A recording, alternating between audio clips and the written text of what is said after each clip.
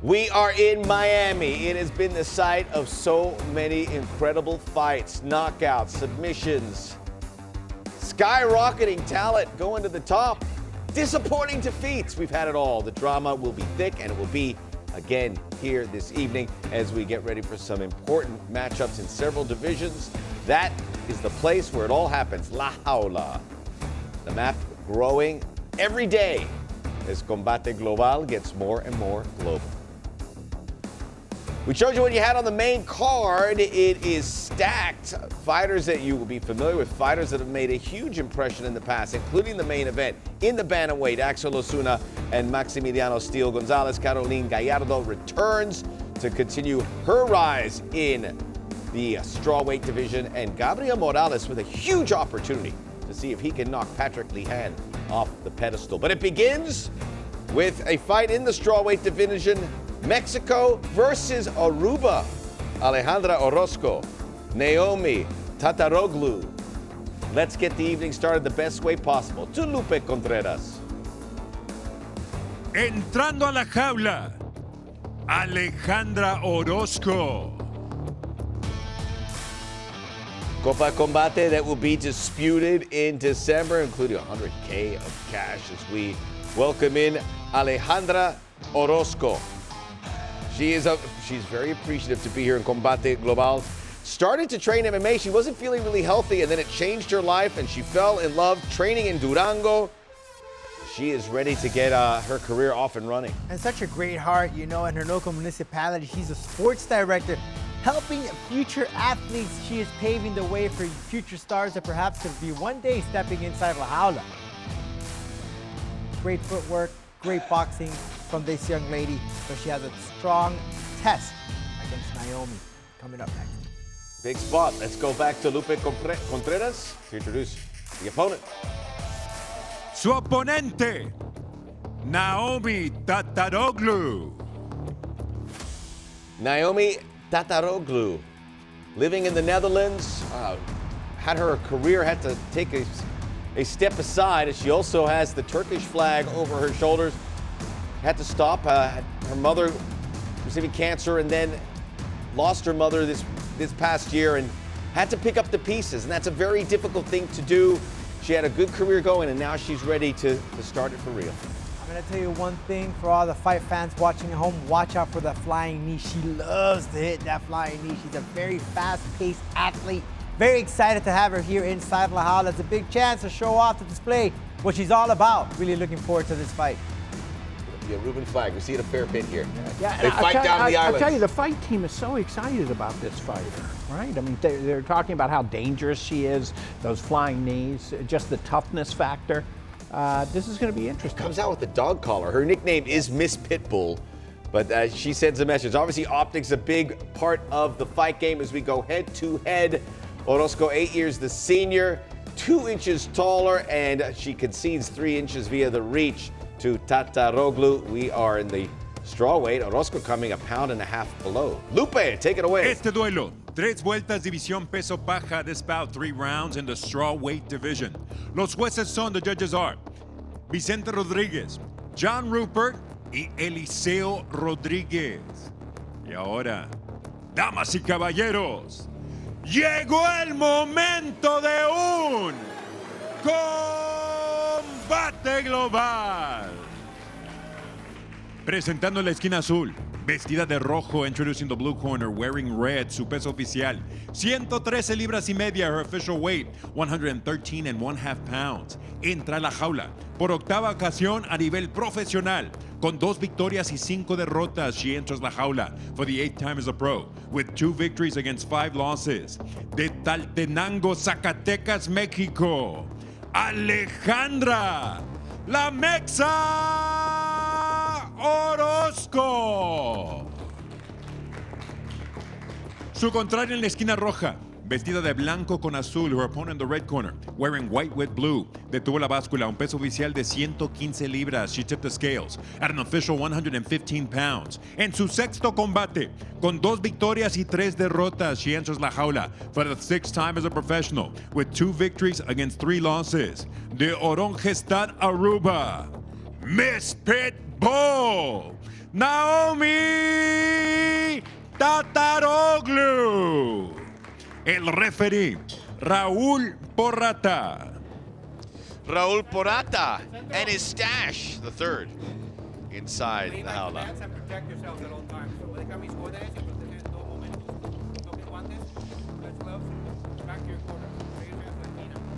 I actually spoke to Raúl Porrata pre-fight, and I said, I like the stash. He said, Campbell loves it, so it's staying. Max Bretos, Rodolfo Roman, we are ready for the action.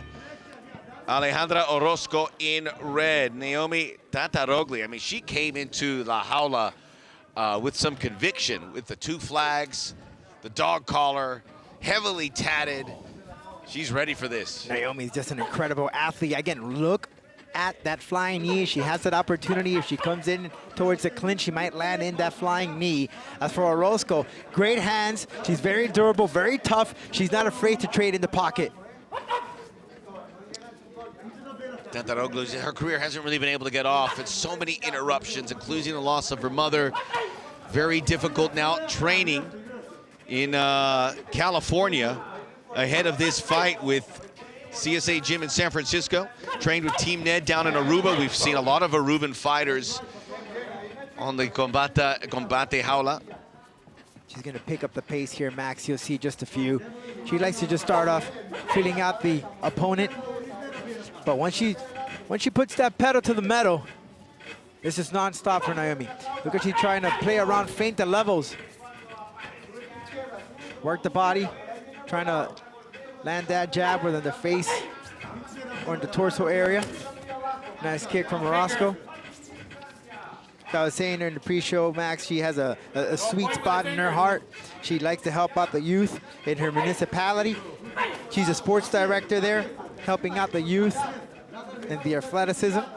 As you know, in some of these municipalities in Mexico, they go through some challenges, financial challenges, and you know, she's trying to bring in a ray of hope to line these children's emotions and hope to become something in the athletic world. It's a big job, and Orozco, last we saw her defeated in March of 2021. Prior to that, 2 straight victories. Beat stoppage there by Porrata. She defeated Flor Chavez, who was also on a Combate Global card. That happened in the amateur levels. Raul just mentioned to Naomi not to strike with her hand open. I couldn't see it, but good eye on Raul for pointing that out. We've seen some of those situations where you leave out the finger and you poke the eye. We don't want a fight to end that way. Both fighters trying to chop down that lead leg. It was a 2-for-1 in favor of Tataroglu. But look at Orozco's left leg, that quad, the hamstring area, a little bruised up already. Tataroglu of Turkish descent. Family in the Netherlands, and now down to Aruba. Ooh, beautiful Muay Thai. She sets up with that left, faking that switch kick to throw off Orozco. See that? Ooh, all day. And the volume levels turned all the way up for Tataroglu as well. Picking up that pace. Good balance. Got caught. Like a Formula One race car, just picking up that pace little by little. A single leg there by Orozco, who has fought Caroline Gallardo, who you'll see later this evening. That's an interesting round, right? They both met each other. And as I mentioned, Javier Perez took on Morales, who will be in the opening bout of the main card later on.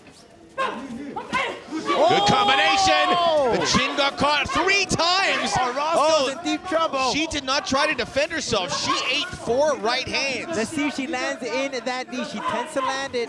Again, the left hand twice. Orozco's got to cover up here, Rodolfo. She is a punching bag right now. She needs to cut the corner. She can't exchange like that. She's gonna get clocked. She's got a great chin, but you don't want to show that off too much. But it's taken a lot of punishment throughout this fight so far. Settle back in. Great start to this fight. 2 tough ladies. To the body goes Tataroglu. Naomi just setting it up to finish this fight very early on. Beautiful feint. How she sets up the jab and follows up with a cross. Great body mechanics from Naomi. Very impressive fighter. Look at she switches the stance. Very confident. Well, left-handed for a brief moment. Orozco is tough, and Tataroglu is probably thinking, I threw a lot her way, and she's barely budged. Did take a couple good shots off that chin. You gotta give props to Orozco's poker face. I mean, she's taking another one. But Now sweeping the leg and combination. Orozco has to protect herself. Big punch by Tataroglu. She goes for a submission, perhaps a guillotine. 20 seconds in this first round. Orozco still wants to fight, not protecting herself. Another lift. Orozco needs to switch levels. Go for the legs if the opportunity's there. If you want to survive this first round. They're going to swing for the fences all the way to the end of the first round. Another punch right on the chin. Woo!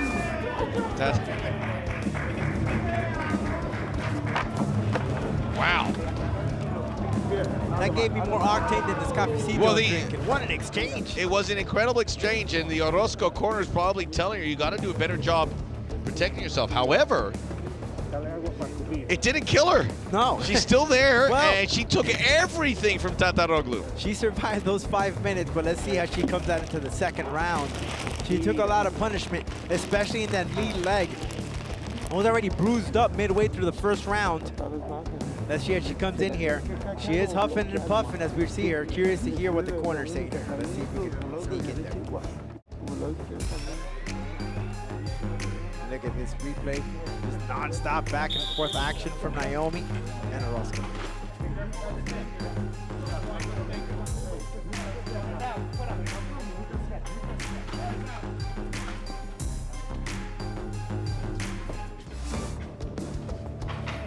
Naomi Tataroglu definitely won that first round. Threw a lot of great shots at Alejandra Orozco, but now has to be thinking, what else can I throw to hurt this woman, because she absorbed it all. Orozco wants to win this when she has to work on that footwork, cut the corners, don't allow Naomi to come in. That's where she's having full advantage. A lot of head movement. Orozco's just taking the punishment instead of moving, bobbing and weaving. By the way, Tataroglu at the end of that first round, who gets a big kick to that lead leg, had a spinning back fist just after the bell. Felt very bad, Orozco. Said no harm done. It was. But it's nice to see that. Yeah, she obviously didn't mean to do it, and it was a split second. Great as she set up that feint with the jab, followed with the right. I thought the leg kicks for Tataroglu worked really well. Has not gone to it yet here in round 2. See here, I'm sure we'll switch cameras here. You're going to see Orozco's lead leg already bruised up. Oh, yeah. It's redder than Rudolph the Red-Nosed Reindeer's nose, Oh, boy. Is it already that time of year? It's well, it is Friday the 13th here in the United States. It is Friday the 13th. Any freakiness can happen tonight. Perhaps. But Christmas is around the corner. It's never too early to get your shopping done. Christmas in July is coming. Orozco's definitely still in this.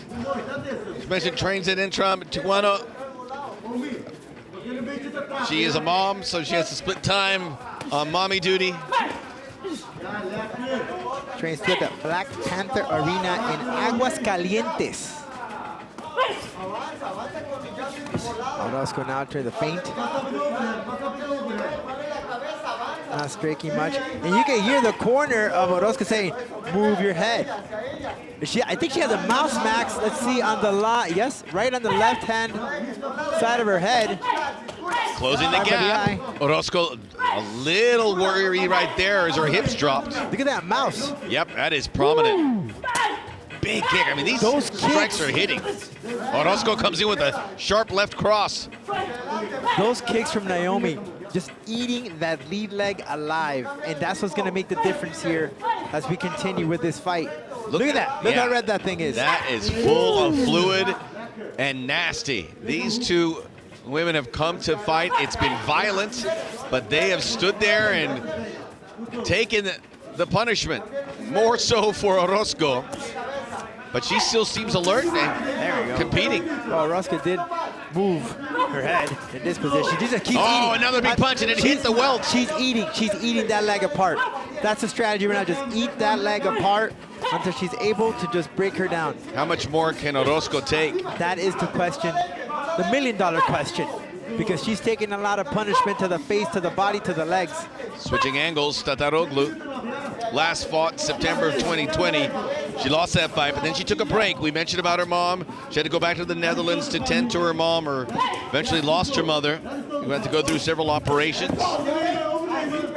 I gotta give credit to Orozco. She stands on that leg. Where she finds the strength, only God knows, because she's taken a lot of punishment, and she still continues to give a fair share of kicks herself. Ooh, all day, look at that. And you can see the left eye. Tataroglu's not leaving here clean. She receives the combination.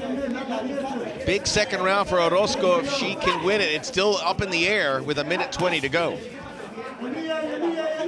No contest in the first round. Tataroglu was a runaway train. There's no doubt here. Orozco's just again, and look at that right on the knee. It is blood red. All that blood rushing to the surface. It's like a strawberry. And it's hurting her now. You can see she's barely putting pressure on that left leg. Yeah, she can't put any weight on that. She's really relying on that right leg or that back leg of hers. Again. Oh, it just, see how I just bent it? Oh. Right underneath the knee or behind the knee. It just bent. Orozco, again, a tough fighter. Setting up the kicks with the punches. She's thrown a lot. And now she's going into the inside of that lead leg Orozco kick. can't find the range. She's gonna hit that again. It's right there all day for Naomi. Short left, good left by Orozco, still in this. And I don't think if Orozco's picked it up, but she always fakes the jab and follows with the right leg to the lead leg. It's been happening all through the fight. Well, it looks like we're going to a third round, There just it is. seconds remaining. Engage in the center of the jaula. We'll see in that third round. Hard hitting, tons of activity. Orozco looks like she has been through it. Tataroglu pretty clean. Gene Howell used to fight. He fought here in Combate Global. Fought Beltran. Fellow Aruban. Ruben, that's right, with the Team Ned. Yeah, Look at that beautiful cross from Naomi. Look at that. Max. You can see the Mouse, right yep. from the mouse there and how the volume looks. It's bad. Well, one thing that just makes Naomi a savage is she doesn't even attack the mouse. She just keeps chopping that left lead leg all day. She's been working at that all day.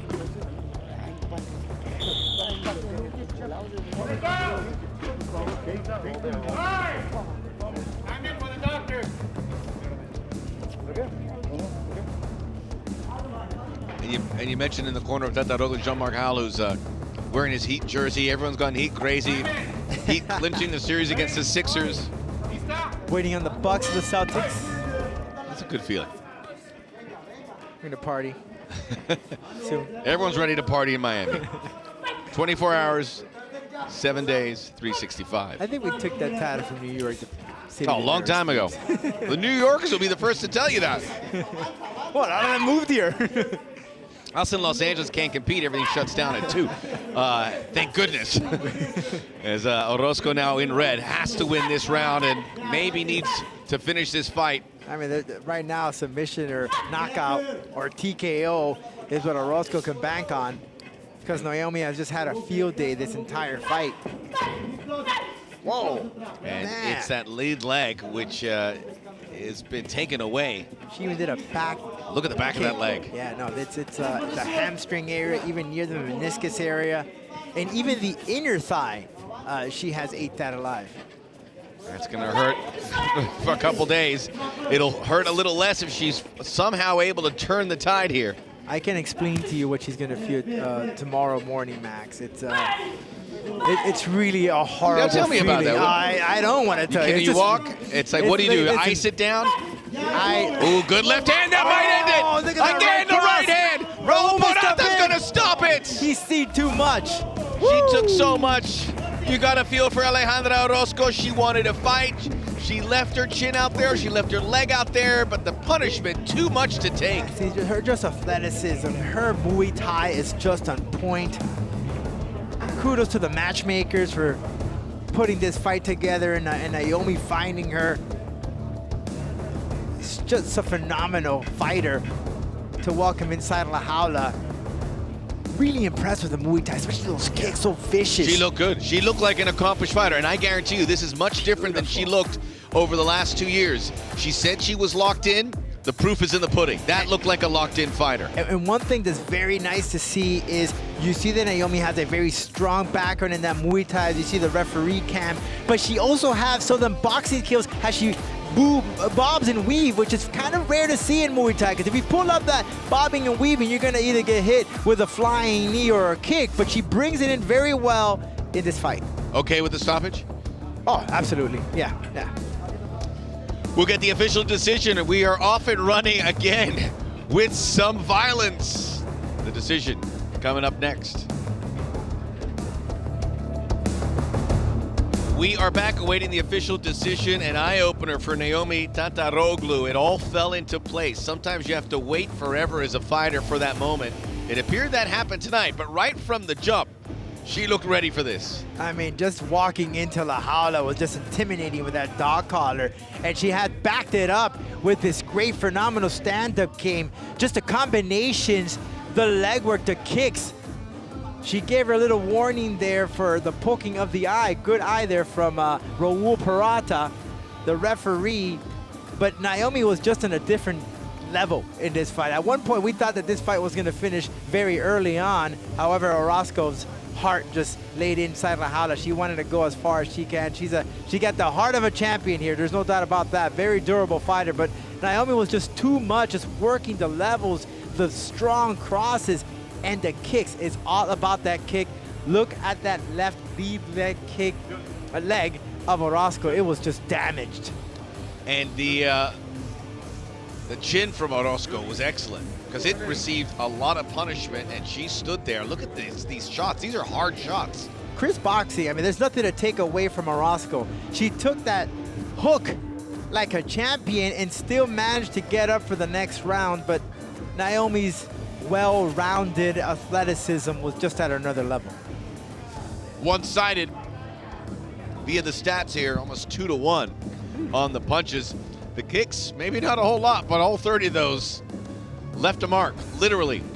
So Naomi Tataroglu, we didn't know what to expect, but we see this is a real talent, and now she can wait for the next fight at 115. Let's go to Lupe Contreras.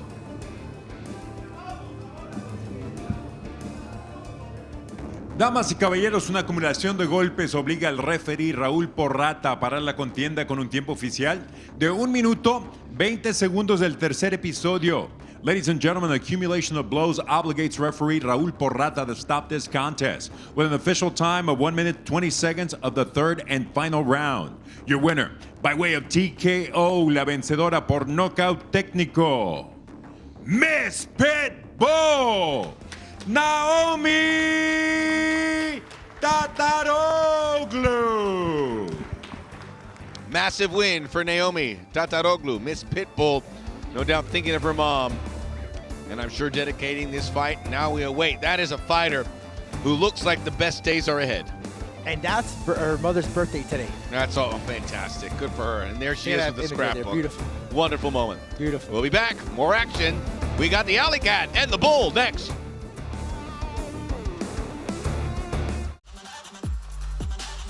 My name is Patrick Lehane. I'm 22 years old and I'm from Cork City, Ireland. What I like most about my country, Ireland, is the people. I think the people are very, welcoming and very funny. Growing up, I got attracted to fighting because I never really got on in school. I didn't really enjoy learning like normal people do. And fighting gave me confidence that I never thought I could achieve, I want to show everyone, what I achieved in my career. I want to be able to put my city on the map. I want to stand out among every other fighter and become one of the best. I describe my fighting style as very kind of bouncy, in and out, very good footwork and movement, very exciting striking, always going for the finish. One of the luckiest things I've gotten in my life is walking into SBG Cork and meeting one of the best coaches, Liam Griffin. I walked in and I instantly clicked with him, and we've been working together side by side for years. I think that's probably one of the luckiest things that happened in my life. Tonight I'm fighting Gabriel Morales. He's a Venezuelan guy. He's about 31 years old. I'm excited to prove myself against another opponent who has more fights than me, and I think I'll be able to take him apart fairly handily enough. My message to my opponent is just that I hope we both get out of there safe and sound, and we put on an absolutely amazing fight for the fans.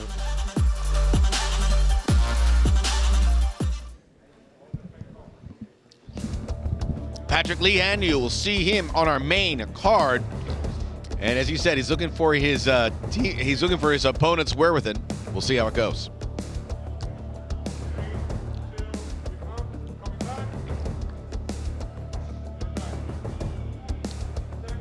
Here in Miami, the site of La Jaula, on the set of Univision, for a worldwide audience.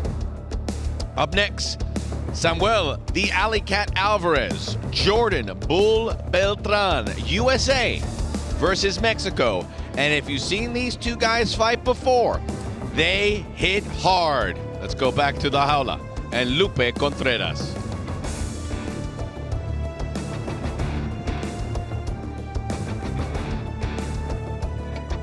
Entrando a la jaula, Samuel Alvarez.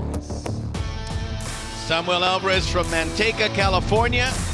We've seen him a few times before here in Combate Global, particularly with the Combate Stockton cards back in 2019. In 2021, though, he was in that USA and Mexico tournament, actually won a fight before succumbing to the man who would eventually win it, Baby Bull Gonzalez. Yeah, he defeated Jimmy Sandlin by armbar and then lost to Enrique Gonzalez, who ended up defeating Christian Puos Perez in the finals of that USA versus Mexico tournament. Really excited to see the Alley Cat inside of the jaula. That tournament was 6 months ago. Didn't seem that long ago. Here we are, back to Lupe. Su contrario, Jordan Beltran. Jordan Beltran started fighting in 2015. He is from Puebla. He is very proud of that. He has won titles in many different levels. This is his 19th professional bout. And not only does he throw hard, you can hear it throughout the arena. That uppercut he had is just vicious. He knocked out Zarauz from Peru with that knockout, and then followed up with a ground and pound action in one of his previous fights, which you can see on Paramount Plus, FYI. But Jordan Beltran has just been on a different route after he had his child. In fact, the last time he won, he brought a toy to remember his child here inside La Jaula. You're a different fighter when you become a father, man, and he's sure to prove it inside La Jaula. Let's see what he brings up tonight. A tough challenge against the Alley Cat, Samuel Alvarez. Last fought Josiro Boye, and he won via submission. He used the Kimura to finish it. As you see, Beltran, 3 years the senior. At 32, he's had a lot of fights. At still a pretty tender age. It's 3-inch height advantage for the Alley Cat, 3-inch via the reach. We are fighting in the lightweight division. Beltran moving from 145. We are ready for the action. Let's go inside the jaula. And of course, the voice, La Voz, Lupe Contreras. Continuamos con mucha más acción. Este duelo, 3 vueltas, división peso ligero. We continue with much more action this bout. 3 rounds in the lightweight division. Los jueces son Héctor Gómez, Vicente Rodríguez y John Rupert. Y ahora, llegó el momento de un combate global. Presentando la esquina azul, vestido de azul, introducing the blue corner, wearing blue, su peso oficial, 155 libras, his official weight, 155 pounds. Con un récord profesional de 6 victorias y 5 derrotas, he enters la jaula with a pro record of 6 victories against 5 losses. Fighting out of Manteca, California, Samuel the Alley Cat Alvarez. En la esquina roja, vestido de rojo, in the red corner, wearing red. Su peso oficial, 153 libras y media. He weighed in at an official 153.5 pounds. Entra por 20ª vez al cuadrilátero con 12 victorias y 7 derrotas. He enters la jaula for the 20th time as a pro, with 12 victories against 7 losses. Representando a Puebla, México, Jordan Bull Beltran. El referee, Marcos Perez. Marcos Perez, the third, inside the jaula. Okay, so you went through the rules. I want to kill in fight. Protect yourself at all time. Okay, so close you want. Okay, what do you go? The alley cat towering over the bull.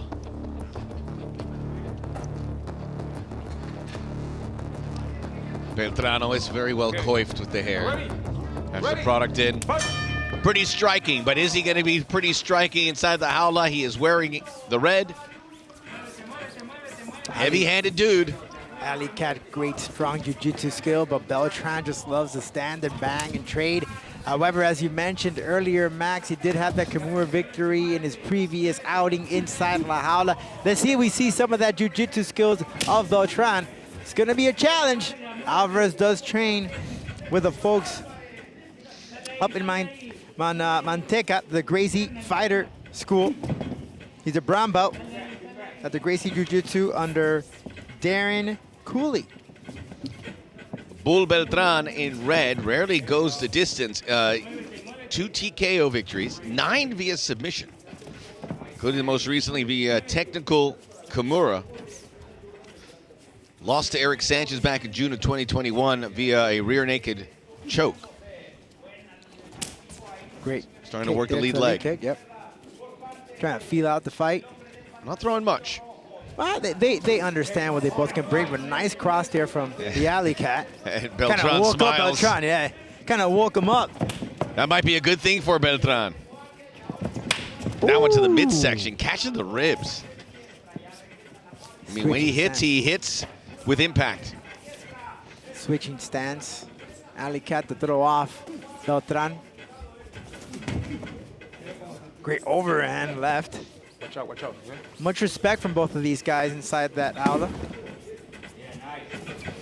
Won't be surprised here if at any moment Alvarez switches gears and goes to the ground game. Both fainting there. But it is the alley cat taking the center of the jaula. Ooh, beautiful kick. Mind you, Beltran runs his own gym, Strikers. So this guy's a fighter and a businessman at the same time. Started the academy in Puebla. He's now moved from his state of Puebla to Colina, which is a 10-hour drive. Wanted to raise his child there. Yep. His wife also from Colina, and it's a lot of work. Back And when he was having his... No. Good. Okay, go. Remember speaking to him, Max, and he told me when his wife was pregnant, he would do all that traveling to train. And as a father, you know, you want to be there for your wife for every step, every second. And it was tough on him, mentally. Sure was. Lots of driving. Yeah. But it shows how much passion and dedication he has to the sport. And also kudos to his wife, right? I mean, who believes in him. Missing in range-wise, as Alley Cat using that length to his advantage. It's been uncomfortable for Jordan Beltran. Caught the ankle for a moment, but unable to do much with it. Switching stances now. But trying to... Better here from Beltran. Yeah, dodge 3 for 1. the punches from Alley Cat, or Alvarez. Alley Cat Alvarez I fighting. just like the nickname Alley Cat. It's a good one. Cool name, man. Cool nickname.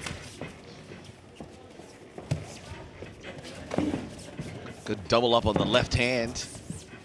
Good output of punches overall here from Beltran. Getting involved more and more. Speaking of the Alley Cat, trains out of Gracie in Manteca, but you have a lot of resources nearby. Gracie Fighter Stockton. Gracie Fighter Open Mat in Tracy, California. We all certainly know about that area, and the Diaz brothers and Northern California, from Central to Northern California, very, very fertile grounds for fighters. Great camps, great gyms. And climate. For the fights. Yep. Oh, good kick. Great inside kick that left Alvarez's leg. You could hear that one. It hit the sweet spot. Tried it again. Ah, that's where he switched stance. Hitting both legs, yeah. He switched his stance. Alley Cat maybe hurt a little bit. That one hurt him. 40 seconds to go here in this opening round. Oof, another one. You can see it's nice and red. He's not checking those kicks. He It's has working to, out nicely for Beltran now. Yeah, he has to pick up that leg as soon as those kick lands. Check him. There's another one coming in. He attempted to do a calf kick. Oh, straight left by Alley Cats just dropped Beltran. And now he's in survive mode. One punch has changed the tide of this fight. Beltran is now getting caught repeatedly. Up kick. Look at his eyes. Got the attention. All right. Whoa. Oh, we got to fight, boys. Oh boy, he's getting warmed up. Oh boy. He may not have won that round, the Alley Cat, but he's been inspired by how it ended. Oh, I want to see that replay again. I think it was a cross. I couldn't quite. It was so fast. Dropped him. Faster than a blink of an eye. I couldn't even see it. All of a sudden, I just saw Beltran on the floor. But that's what he was waiting for, a power punch, and he delivered. Here we go. Let's look at the replay. Beltran working on those legs. He noticed that Alvarez was switching stance because of the damage he had done. And then Alvarez working the jab, switching the stance to confuse Beltran. No, yep, it was that jab. I think it was a cross. Here we go. Cross. Right on the chin. Right on the spot. Yeah. Brought down Beltran.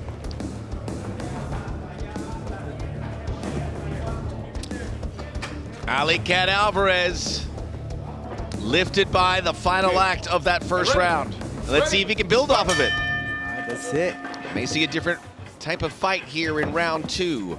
Beltran taking the center of the howler after he was kind of forced to the back of the cage for the majority of that first round. Yeah, the feeling out of that round is over. That's it. We know what these guys have power in their hands and their kicks. That's it. Alley Cat's size advantage is on full display here, and it's causing problems for Beltran. It's something just out of his reach. Has to come over these looping punches and puts his head down in the process like he just did there. But see, if Alvarez comes inside the pocket, Beltran loves to hit those uppercuts, which we haven't seen here. That could be something that Beltran can capitalize on.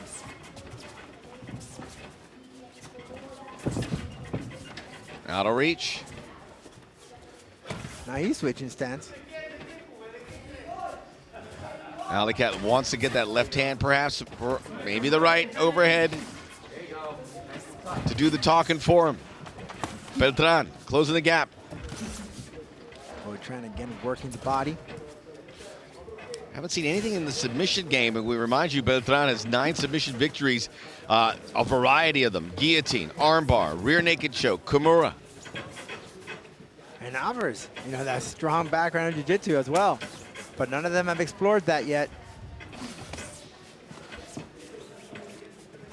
This is the 5th fight in Combate for both these fighters. And that was the second. Well, you know, that happens. You mentioned about the height. That happens. The height. Especially if you're fighting that taller fighter as a shorter fighter to kick, you can unfortunately, you know, kick that place that you don't want to. And let's look at the replay. I mean, see, look how Alvarez walks in and right there. Yeah, it's he tried to hit the inner thigh. It was by mistake. He didn't do it intentionally. Things like that happen. Alley Cat with a lot of very pointed messages. He's like, okay, we're okay. He flipped it. Hey, Beltran's like, hey, I'm sorry. Okay, let's get back at it. Yeah, so see how Beltran understand, okay, I don't want to do that again. Let me work on the calf. That's how he started Don't work on that other part. No. Either go to the rib area or the calf kick, which he did right, or actually he went right there to the hamstring. Oh, there you go. Well, look, it's been working for him. So now he switched stance again. Now he checked that kick. Good for Alley Cat. Oh, he chases Beltran. Beltran maybe now first chance for something in the submission variety as we go down to the ground into the guard. Let's see here. Alvarez. And you heard the corner of Alvarez. Hey, you hear? There you go, man. This is where you want it. Let's work. But you mentioned, Max, that history, that resume of Beltran submission victories. Gonna relinquish the head there. Great transition. And now there's a nice. Out of that position. He's gonna get out of that. Or maybe he might return the double leg or the takedown here. Beltran showing his strength. Back to the feet. 2.5 minutes to go here in round number 2. Samuel Alicat Alvarez with his back up against the fence. His girlfriend, Selena Lopez, would help him prepare for fights, gets the food and everything so he can be ready for fight camp and making weight. Yeah, Separation by Marcos Perez. Yeah, not much happening out there. See if we go straight up, stand up. Alvarez also 6-1 in the amateur ranks. Fought for a California state championship. Was at one point ranked number 3 lightweight as an amateur in California. Being ranked that highly in California is almost being ranked that highly on a national level. That's how good the fighting is out west. Top-notch fighters coming out of the West Coast.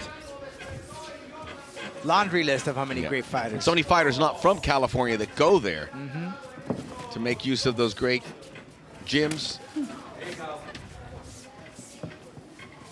Beltran now trying to be a bit charismatic inside La Jaula. Feeling out where he can position those kicks. Alvarez keeps switching.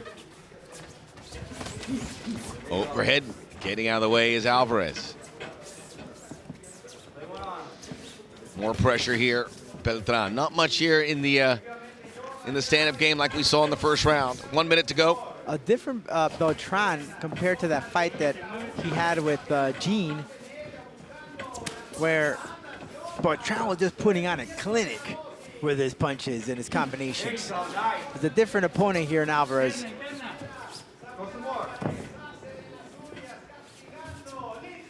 Fourth fight for Combate since May of 2021. It was May of last year. He beat Jose Saraus. I believe is coming back to Combate on a upcoming card next week.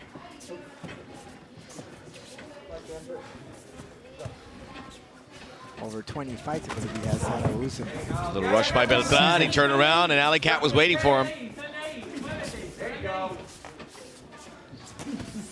Short left jab. Oh, Beltran calling him, let's go to the center. Let's go back to the center. He almost skated back to the ring. Quick feed, a couple of hits to the leg. The Alicat's inside of the leg looking tomato red. We will go to a third round. And really everything to fight for. This is a very close contest. I think both rounds both have a claim to winning it. I just couldn't, I'm glad I'm not a judge. Well, in that first round, do we give it to Alvarez because of that shot that brought down Beltran? This round right here could go either way, and there was a takedown. He finally checked that kick from Beltran, then waiting for the takedown, which that should impress the judges. But Beltran took this fight right back to the feet and attempted to take him down, and then again to the stand-up game, but not as active, I would say, as in the first round, especially how it ended.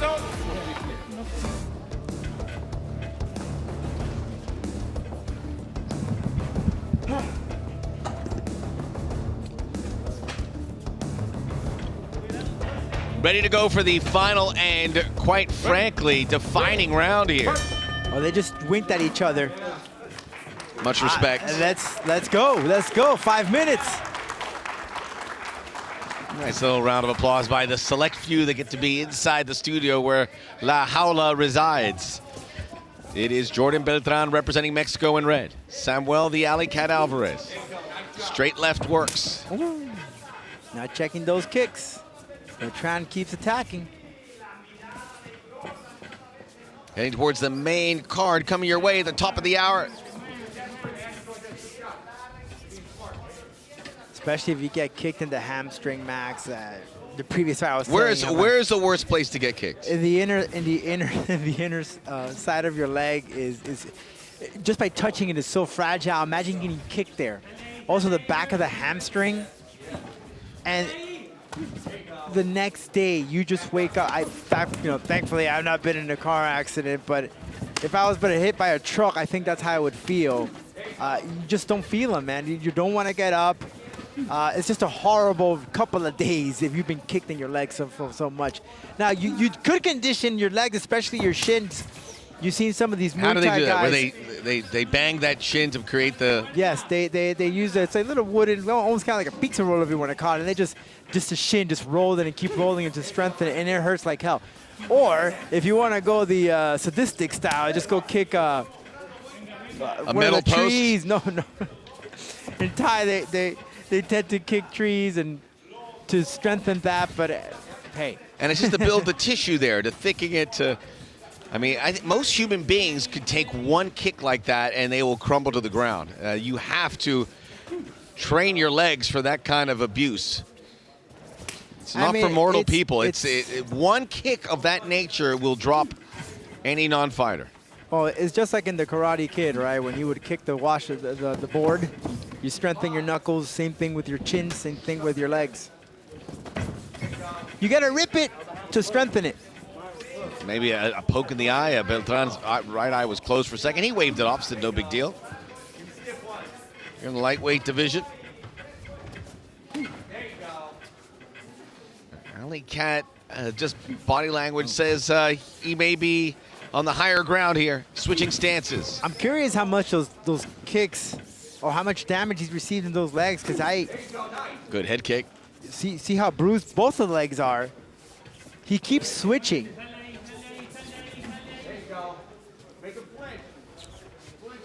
And how much of that damage to his legs prohibited him from moving fast or allowing him to have good footwork to land in some shots or maybe even go for a takedown? Well, he is checking that, so that's good right there. Closing up again. Alley Cat Alvarez, another lead leg, left hand combination, pushes Bull Beltran backwards. And that one, we just saw it in that situation right there where Alvarez felt very comfortable to land a combination, but Beltran was the quickest of them both as he landed that kick. Haven't been able to see Beltran unload the hands, and that's one of his strengths. Been pretty quiet here. The damage has been done with the kicks. I think the height plays a difference here. Yep. And Alvarez is quick on his hands, and as soon as he gets right in the pocket, he just starts shooting. And Alvarez is starting to put the designs on winning this fight here over the last 90 seconds. We're approaching 1 minute to go in this third and final round. Puts him into a chair. Yeah, you can see that the Alley Cat here wants to take this fight to the ground. That's why he keeps pushing his hip towards the center of La Jaula. He doesn't want to be right next to the Jaula, which makes it very difficult for him to work his jiu-jitsu. Look at he's positioning here, grabbing that wrist. Now maybe even getting some ground and pound action if he's able to position himself with his hips. Ooh, watch the back of the head. Bull Beltran with a lot of fights under his belt. Alvarez just said to watch the back of the head. I didn't see it here, but maybe Beltran snook it. Well, yes, he did hit an elbow there. It almost seemed like he hit the back of the head, but I couldn't see it quite well. You can see the damage of the leg kicks by Beltran, but right now, Alley Cat Alvarez has taken control here, certainly of this round. We will find out here shortly of the fight. A rare chance for it to go to a decision for Beltran. Finally gets back to his feet, but the round has just about expired. Oh, good left hand, double up left hand. Alvarez got to get out of dodge. Alvarez felt that one, Max. Oh, he's in trouble. He's leaving his chin out there. Saved by the bell. Maybe he was playing possum. I don't know. Those look like they hurt. And we know Beltran's got some heavy hands. He does. He's frustrated because it finally came around, but it was too late. It's going to be an interesting result here for the judges. And we'll hear from those judges. We'll take a quick break. We'll be back with the official decision. We got the main card lying ahead also.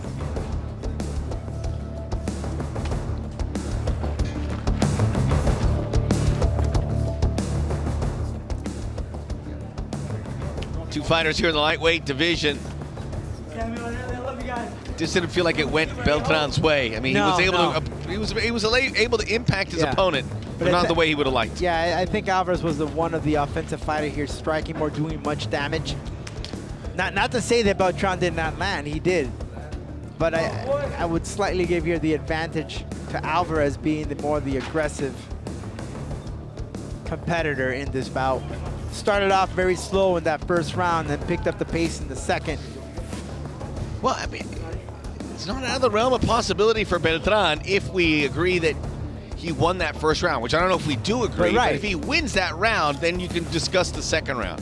But how much was that shot that brought Beltran to the ground in the last few seconds of that first round play a role in that? It's gonna be quite interesting to find out how we see it. You gotta give props to Alvarez. You're putting in the shades, man. Yeah. It's like that social media post. You ever seen that one? With him? Yeah, when he does something cool, they put a shades on the guy. Yeah. They just drop him in. Yeah.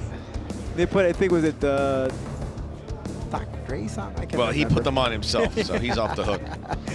And Beltran thinking about what he could have done differently, I'm sure. See how he has that toy there? Always in doing it in the spirit of his child.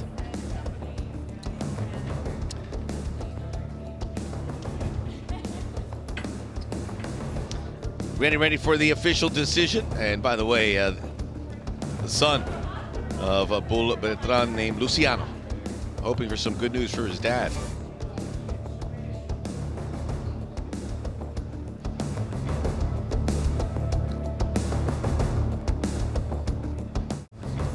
Getting ready for the decision between now Samuel Alicat, Daddy Cool, Alvarez.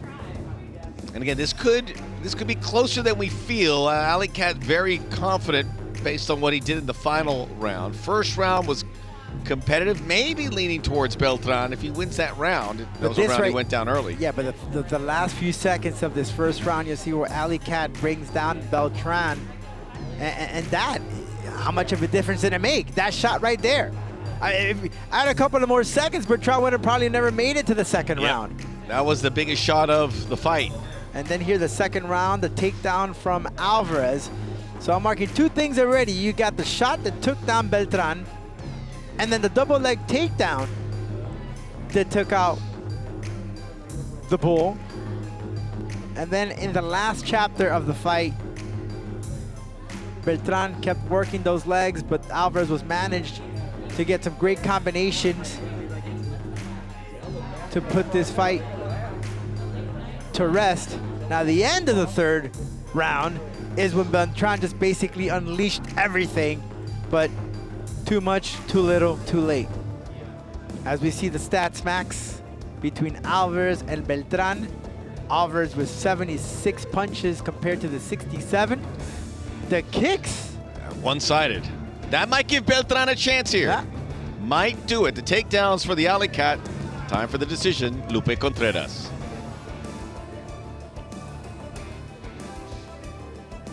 Después de 3 vueltas de mucha más acción, el juez Gómez anotó 29-28 a favor de Alvarez after 3 rounds of much more action. Judge Gómez scores at 29-28 in favor of Alvarez. El juez Rodríguez, 29-28 a favor de Beltran. Judge Rodríguez scores it 29-28 in favor of Beltran. Y el juez Rupert anotó 30-27. Judge Rupert scores it 30-27.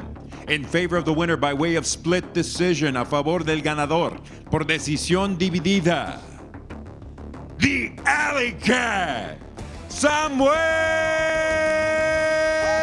Alvarez. It was a split decision, but when we heard the third judge had it 30-27, that's when the Alley Cat knew, as he improves to 7-5, looking for another opponent at 155. Later this year. We are heading to the main card next. Back here, Combate Global. The main card approaches, including the main event in the bantamweight division. Axel Osuna, Maximiliano Gonzalez. 2 submission superstars, 2 young fighters in Combate, looking to take a big step at the other's expense. We also have Gallardo, Patrick Lehane. Will there be surprises? We're about to find out. Combate Global is live.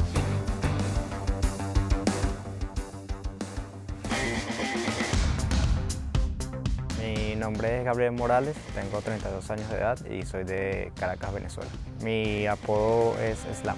Así se llama un estilo que creó mi padre hace muchos años en Venezuela. Mi hermano fue el que me motivó a entrar en el MMA. Empecé a practicar jiu-jitsu, empecé a practicar lucha y me enamoré del deporte y decidí dedicarme a eso solamente. Mi estilo de pelea es completo. Me gusta más la pelea de pie, pero no me importa que la pelea se vaya a otros estilos.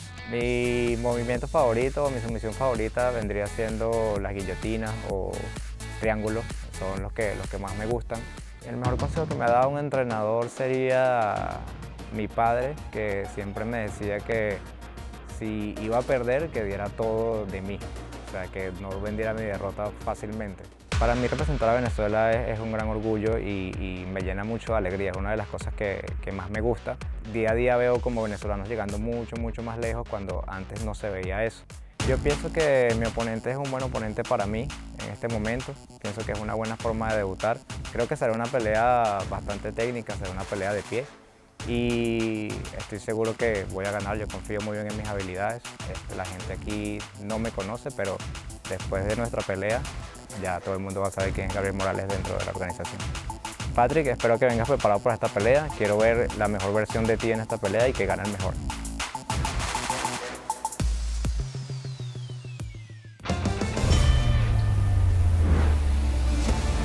Combate global. What an incredible fight! Can you believe what you just saw? We have a champion!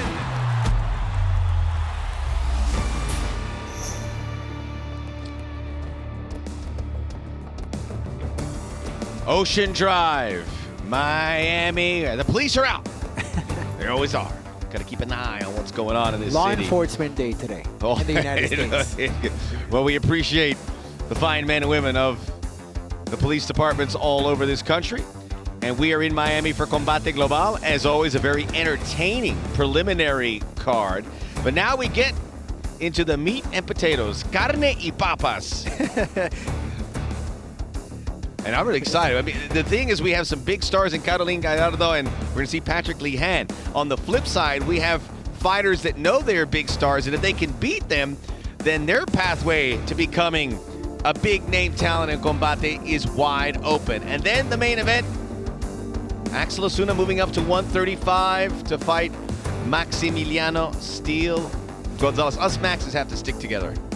Although I'm going to call it right down the middle. Should be a fun one here with Gonzalez and Osuna. I'm really curious to see. Max told us previously in his interview that he worked on his boxing after he had an experience with Bryce Gamboa. He ended up winning that fight, but it was in the ground game, so he wanted to pick it up a notch, perfect his well-rounded skill. So he took himself to the white-collar boxing to perfect it. Let's see if he puts it into play today against Osuna, who has a superb boxing skill. And will we see the 2019 Osuna or the 2021 Osuna? First, Tolupe Contreras. Entrando a la jaula, Gabriel Morales. The Morales family in Venezuela is royalty for mixed martial arts there in the northern cone of South America. He fights Slam. That is the name of the style that his father created down there in Caracas, which stands for System Libre Artes Marciales. Slam. His brother got him into mixed martial arts. His father, a seasoned fighter of several martial arts, also helping build this guy's pedigree. It's in his blood. His family, his father, all competed. Looking forward to see what he brings inside La Jaula. We go to Lupe Contreras. Su rival, Pat Lehane. I call him Pat now. Pat Lehane, who's dropping down from lightweight to featherweight. He says he wants to dominate featherweight. He wants to lift the title at 145, and then in 2023, he can try and do the same back at lightweight. One step at a time. This is a guy who always answers the challenge. He's been asked to pick up fights in days ahead. He says yes. He wants to fight as much as possible. And he's itching to get that defeat back from Christian Perez Puas. He says, I want that guy one more time. I want to avenge that loss. Remember, he only fought him for 5 minutes in the USA versus Mexico tournament. This guy is a very exciting fighter. He lived up to the hype when he made his debut inside La Jaula in 2021. This is only his second full 3-round fight professionally. There is the head-to-head. Lehane, one of the youngest fighters on the roster. Both are 5'11", 1-inch reach for Morales, who did come in over the weight limit. Lehane, he means business about being at 145, and he's gonna hope to prove it this evening. We get ready for the main card. Lupe Las Contreras. reglas oficiales de la jaula, 3 vueltas de 5 minutos, 3 jueces utilizando el sistema de 10 puntos. Este duelo en la división peso pluma de Spout en the featherweight division. Los jueces son, the judges are, Eliseo Rodríguez, Héctor Gómez y Vicente Rodríguez. Y ahora, damas y caballeros, llegó el momento de un combate global. Presentando en la esquina azul, vestido de amarillo, introducing the blue corner, wearing yellow. Su peso oficial, 149 libras y 3 cuartos. His official weight, 149 3/4 pounds. En su sexto combate a nivel profesional, con 3 victorias y 2 derrotas, he enters la jaula for the 6th time as a pro, with 3 victories against 2 losses. Representando a Caracas, Venezuela, Gabriel Slam Morales. Su oponente en la esquina roja, vestido de color naranja, his opponent in the red corner, wearing orange, detuvo la báscula a un peso oficial de 145 libras y un cuarto. He tipped the scales at an official 145 1/4 pounds. Igual que su rival, entra por sexta ocasión a la jaula con 4 victorias y 1 derrota. Like his opponent, he too enters la jaula for the 6th time as a pro, with 4 victories against 1 lone defeat. Representing Cork, Ireland, the Leech, Lehane. El referee, Raúl Porrata. Raúl Porrata. Third inside the jaula. Obey my commands and protect yourselves at all times. No dejen mis órdenes, protegen en todo momento. Touch gloves, toquen guantes, back to your corners. Two statuesque featherweights. We are ready for a good one. Is Gabriel Morales ready for the big time? The Leech flies out. Fast pace. Now this is a 145. This is the weight that he actually feels very comfortable with. Look at that fast-paced action from Lehane. But Morales, not trading, but he's ready to trade himself. He's trained with the Stanford group down in Florida. Great camp with Henry Hoof. But Max, just to amplify the resume of Patrick Lehane for both fighters. Lehane was in 2 tournaments last year. He only had 1 fight with Isaac Ruelas that was actually just that he prepared for that 1 fight. A regular fight. That's it. Which was a crazy fight. And again, this is his only 2nd fight where he actually prepared for 1 individual, not several individuals, which is quite amazing. Look at that crisp boxing from Lehane. So confident right from the start. So just to recap the busy year that Lehane had. August 2021, a European tournament he won. He beat Sebastián Santana, Maxime Jacquelin. September of 2021, he fought Isaac Ruelas, which was a violent matchup, which he won via split decision. November of 2021, the Mexico versus USA tournament. He represented Mexico as a fill-in, taking it on short notice. He beat Hugo Flores, then lost to Christian Puas Perez in the semifinals. And by the way, Christian Perez was asked about Lehane. He says, no, I don't want to fight him. And then Lehane said, if I was Perez, I would say the same thing. He beat me. That wouldn't suit his career to come back down. He's got to be aiming for other fighters. That said, I'm going to start winning fighters where Perez cannot avoid me, and he could be a guy that I could put on my list of victims. That was my words at the end, but that was verbatim. Yeah, it wasn't completely verbatim. Morales, I think he's a little puzzled from the quickness of Lehane. See how he picks and chooses his shots. Very confident. Oh, good right. You can hear Liam Griffin, a coach that he has abided by. Speaking of Patrick Lehane, who has changed his career, who had an incredible amateur run-in, but he took a lot of losses. He's fine-tuned it here to become a real consummate pro, and he is putting Morales into the blender right now.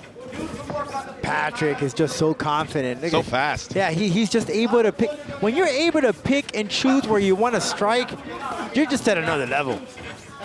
By the way, Patrick, we love him. He's so honest, and he can turn a phrase. He said he started fighting because He didn't want to go to school. He never really enjoyed learning like normal people do. That was a direct quote. Lehane in orange. Shot to the stomach. It's funny, just before he hit that shot to the stomach, he pointed out to Morales, I'm gonna hit you in the stomach, and he did. Oh, doubling up. Oh, that's just too much. Quadrupling up. These shots are just too much for Morales. Morales is just not in his stratosphere with pace. He gave a nod, but I don't think he's just able to overcome any of these shots that Lehane is just taking at him. Well, he's gonna, if you are Morales, you think to yourself, great right hand there, right on the button. If you're Morales, okay, he's fought a lot of one-round fights. Do I concede this first round? He has no choice. He is on his bike right now. It's too much. Look at this box. It just every punch hits, connecting. Morales is taking a step up in class, and he's seeing it firsthand. Look how frustrated as he is. Another Lehane punch gets through. The frustration is seen, and that right there is playing just a big role. He's puzzled. He just doesn't know how to get away from these shots that are coming at him. Morales who says, my style is complete. I can take the fight anywhere, but I prefer on the feet. He's getting that on the feet right now because that is what Lehane is giving him. By the way, Lehane said his favorite move is a Peruvian necktie, but he's not pulled it off. Right. He did it in his jiu-jitsu competitions. Right. I don't know if he's going to go for it here tonight the way this fight has started, under a minute to go. It's a very tough submission to land. Better from Morales, fighting out of the corner. You saw he faked in the cross, but went for the elbow. I think he's trying to go for that elbow knockout. That's what he's trying to go for here. Let's see if it does the 12-6 elbow, very famously known in the world of Muay Thai. The Lehane corner saying, don't rush. I don't think he's listening. He wants to finish this in the first round. Overhand right by Morales is promising. Great jab. Now Lehane needs to find some power punches. Oh, Morales did listen to his corner. They told him lots of head movement. He surely did move his head, but it just wasn't enough yet. That left eye of Morales started to shut for a moment. He's opened it up again. Has to keep it wide open. Lehane is finishing this round the way he started it. Brutal stuff from Lehane, who got some knocks of his own. And let's see, Lehane did release a lot of power, a lot of energy in that first round. Let's see as he comes into the second.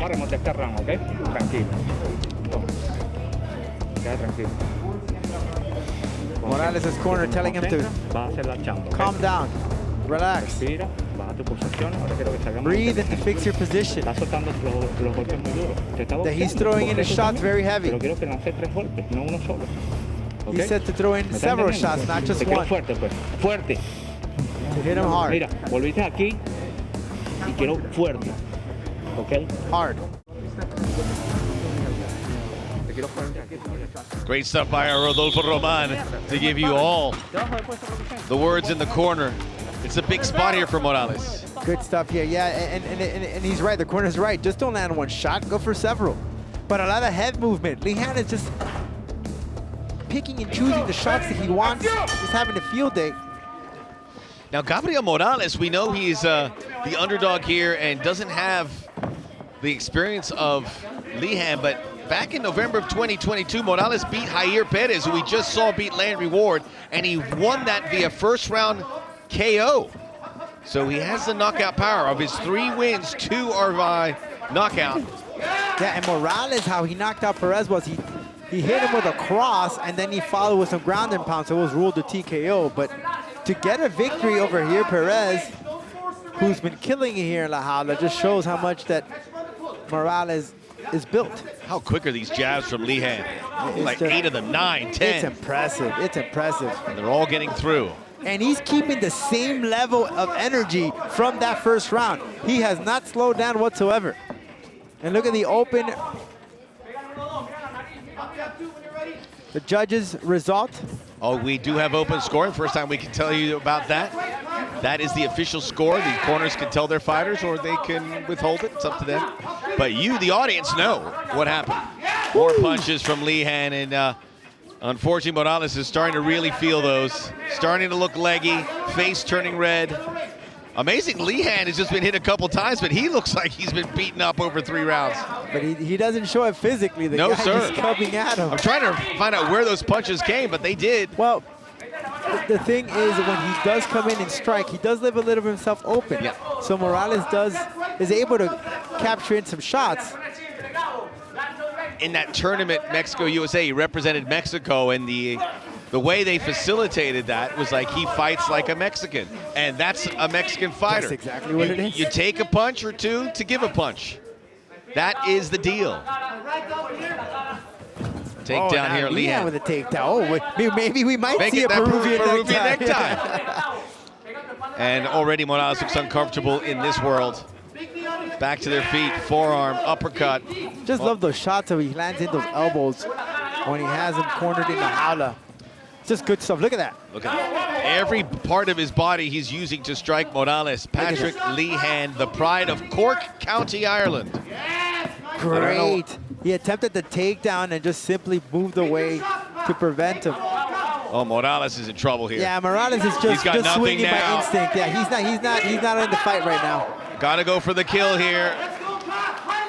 He's just trying to survive. Great knee by Lehane. It's gotta be one, just pop one with power. These punches aren't hurting. And they're taking something out of Lehane too. I won't be surprised if Raul steps in and calls it a day if Lehane just has a flurry of punches. Good right from Morales as his eyes are starting to well up. Morales is corners hand to follow him, but if he follows him, do something, right? Patrick Lehane said, I would like to win the featherweight title. Next year, maybe win the lightweight. That's my goal. They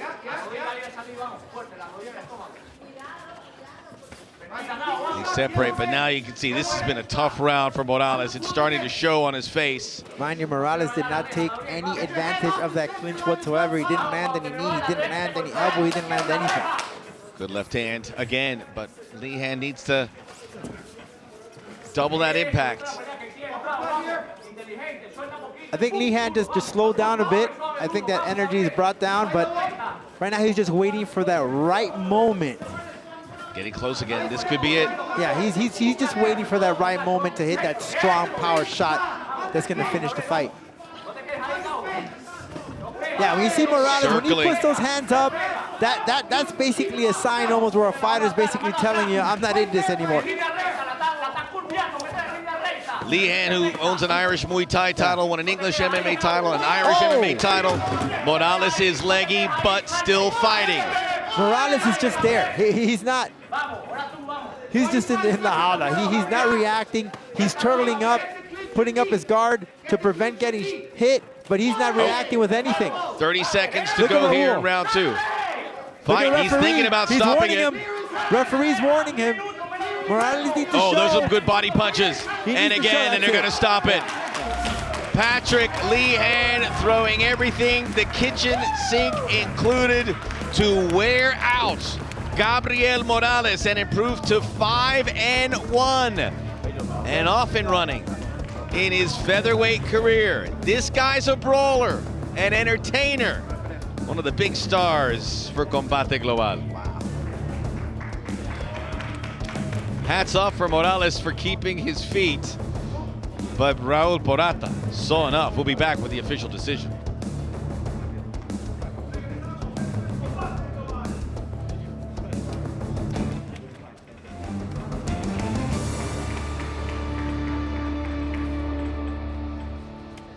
Lehane didn't walk away clean as a whistle, and he's going to get some attention too. But I think when you look at Morales, it's more just frustration.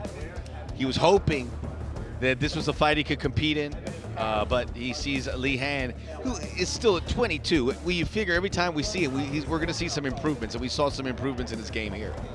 Yeah, and you're gonna get hit, especially with the fighting style that Lehane has. He has that quick movement, but he does like to keep his hands down. But it works for him, you know, and he's able to take a little bit of punishment, but give you twice as much. He has that durability. He's resilient, and he's very confident on those hands.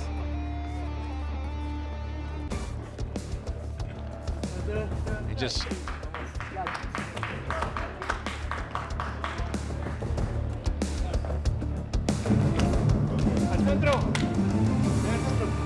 We are back. Just a massively disappointed Gabriel Morales, who was fighting for himself, his family, who have dedicated so much to combat sports, and obviously Venezuela, which we know is a country going through a hard time, and he's so proud of his country and the quality of the people, but he just was second best here tonight.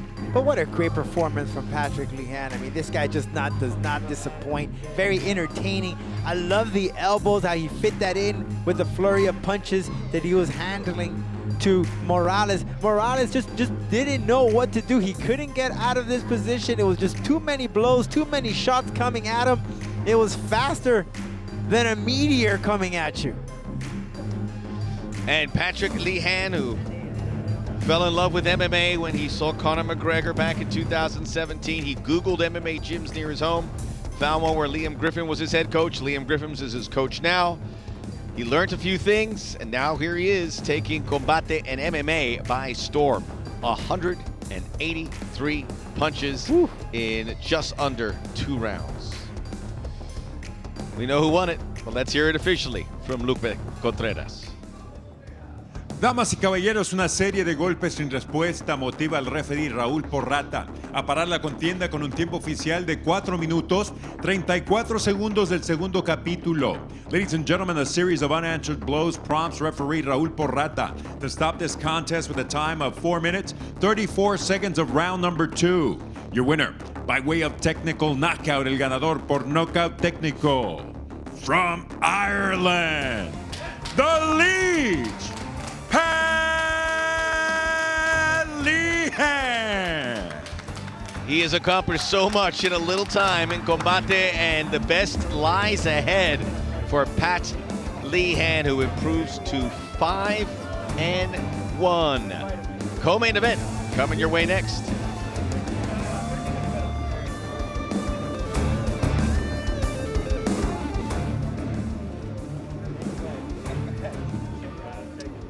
And Campbell McLaren inside the jaula, which means he approves. And really the old adage here in fighting, if you are aggressively punching your opponent and your opponent doesn't respond that way, you're going to get the upper edge. And then I think Morales saw that he was shot out of a camera. Remember, he ran out in the first bell of round 1 and just was punching nonstop. And Morales was in a defensive posture pretty much the whole way. Yeah, he just couldn't get out of it. He tried to bob and weave, move a lot of head movement, but it was just too much. Patrick Lehane was just too fast, too quick. He was always on his feet. And on top of that, landing those elbows made a huge difference. They were connecting just too much for Morales. It was his debut in La Jaula. Great opportunity for him, but he did face a very tough challenge in Patrick Lehane. And now the question is, Max, who's next?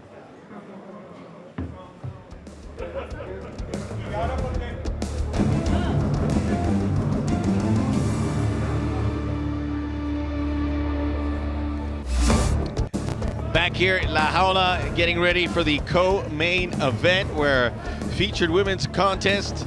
There is Stephanie Page Yellow, finding out of Brest, France. Got some good wins on her belt. And then Caroline Gallardo, who is yoked ahead of this fight. That's coming your way next. France versus Chile.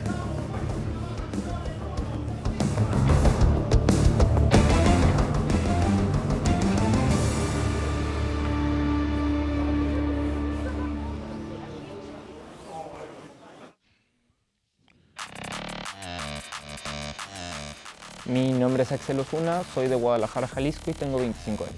Mi apodo es El Charro, la familia de mi mamá es de los Altos de Jalisco, de Arandas, y se me hizo como algo bonito de representar a mi familia, a mi abuelo, a mi linaje, y en este momento mi abuelo falleció, hace poco, él merece verme triunfar. Pues a gran escala, ese accidente me atropellaron de cierta manera y empecé a sentir rara mi mano. Al final me terminaron haciendo una operación en el dedo para regresar a su lugar el dedo.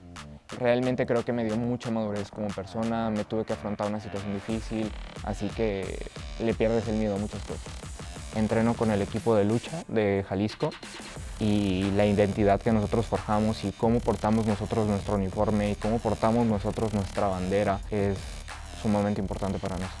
Esta noche voy a pelear con Maximiliano González, tiene un buen jiu-jitsu, es un cinturón café de Diosdado, así que yo creo que esta pelea la voy a ganar porque soy más determinado, tengo más experiencia, he peleado con peleadores más experimentados que con los que él ha peleado.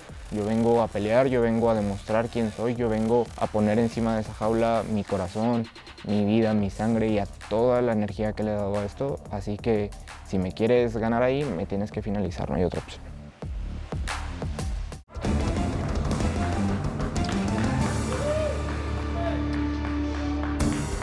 We are here in Miami. Everyone wants to be in Miami. Everyone comes to Miami, it feels like. Small city with a big heart. And a big hug and embrace for all its visitors. So much to do. Nightlife, daytime, inside the jaula. My guy Rodolfo, he likes to train in Miami. You know what the beautiful thing, I remember Dwayne Johnson, The Rock, used to say that he used to train in the old Orange Bowl under the humidity. And who's The Rock? Oh, Dwayne Johnson. He would go when he was in the University of Miami in the football team. He would go in very early on in the morning and feel that humidity and just run the stairs of the Orange Bowl. I used to go to a lot of Orange Bowl games. I had seats right behind a giant pylon. I couldn't see anything. Classic area. It's not there anymore. And next week, Friday, May the 20th, we are back with another cracking card. The Colombiano, Blair Reyes, is back. The Cubano. And we've seen this man, Luis, so impressive. A full card of incredible action coming your way. The Stallion Ibarra. 3 big fights, and Luis Gomez, Blair Reyes, going to be a good one. The Colombian Reyes, one of those fighters that you've seen huge improvements in every fight. Now that he's getting more training in North America from his native land, you've seen the difference. So join us next Friday for all the action. Live on Paramount Plus and for a worldwide audience. Paulo Caballero, el argentino. Vamos. Co-main event time coming your way. Stephanie Page. Caroline Gallardo is next. The stakes are always raised here for Combate Global, and the fighters know that, and they brought it. Patrick Lehane with an impressive fight, and his star continues to rise. This is how the combat sports work. You keep winning, more people want to see you, and we'll get to see him, I'm sure, sooner than later. And you keep winning, the competition gets fiercer. So it's an opportunity for him to up your game, improve every fight, learn from your mistakes, and the next time around, you just fix those holes, fix those gaps. You would like to see a Christian Perez, Patrick Lehane fight again? I would. I think we got cheated. What would have happened with 2 more rounds? That's true. You know, in the first 2 minutes, okay, Pujols had the advantage, but then Lehane switched it around. I want more. Shall see. Getting ready. Don't go anywhere. What we have discovered here on our broadcasts on Combate Global, the audience loves the women bouts. We're developing a lot of future stars here, and Caroline Gallardo has followed that trajectory to become a box office attraction. Stephanie Page knows that. She is ready to shock the world.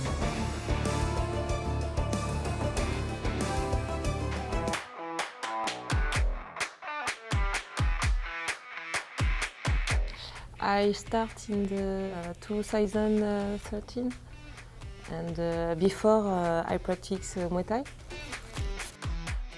I'm a striker, Muay Thai. Voilà. La vie en général, hein, tous les jours c'est une lutte, hein, j'ai envie de te dire. Enfin, bête, elle est vieux, mais elle est jolie. Et du coup, après, moi, j'ai pas fait d'entraînement spécifique par rapport à ça. Je m'entraîne toujours pareil. Je suis une combattante, donc on n'aime pas lâcher, quoi. En général, on tient jusqu'au bout.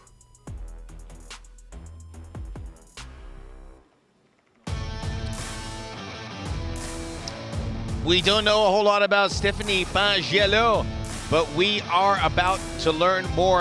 Carrying the tricolor of France over her shoulders, decorated in Muay Thai, decorated in K1, fighting in Bellator last. We saw victorious over there. She beat Danny McCormick, making her way, paving the path for Combate Global. Excited to see what she has in store. great Muay Thai background. You mentioned all of those accolades inside La Jaula. Should be a very strong challenge for Caroline. Now, remember, Gallardo just finished defeating Adames. This is a tough opponent for her. Excited to see what's going to happen in this co-main event. Caroline Gallardo, sixth fight with Combate.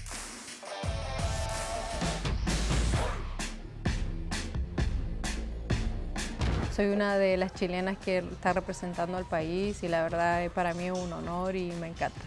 Yo siempre estoy dispuesta a pelear con quien sea y me gustan los retos, así que a la persona que a mí me pongan, yo voy a pelear. Considero que soy una peleadora muy guerrera, que siempre lo deja todo en la jaula. Me gusta ir al frente y darlo todo, y así soy también en mi vida personal. Caroline Gallardo. Creo que va a ser una pelea muy buena, va a ser un gran espectáculo, va a haber mucho intercambio de golpes. Obvio, todo peleador quiere ganar por finalización y me gustaría que eso pasara este viernes. Espero que esté lista, que va a ser una buena pelea este viernes y que gane la mejor.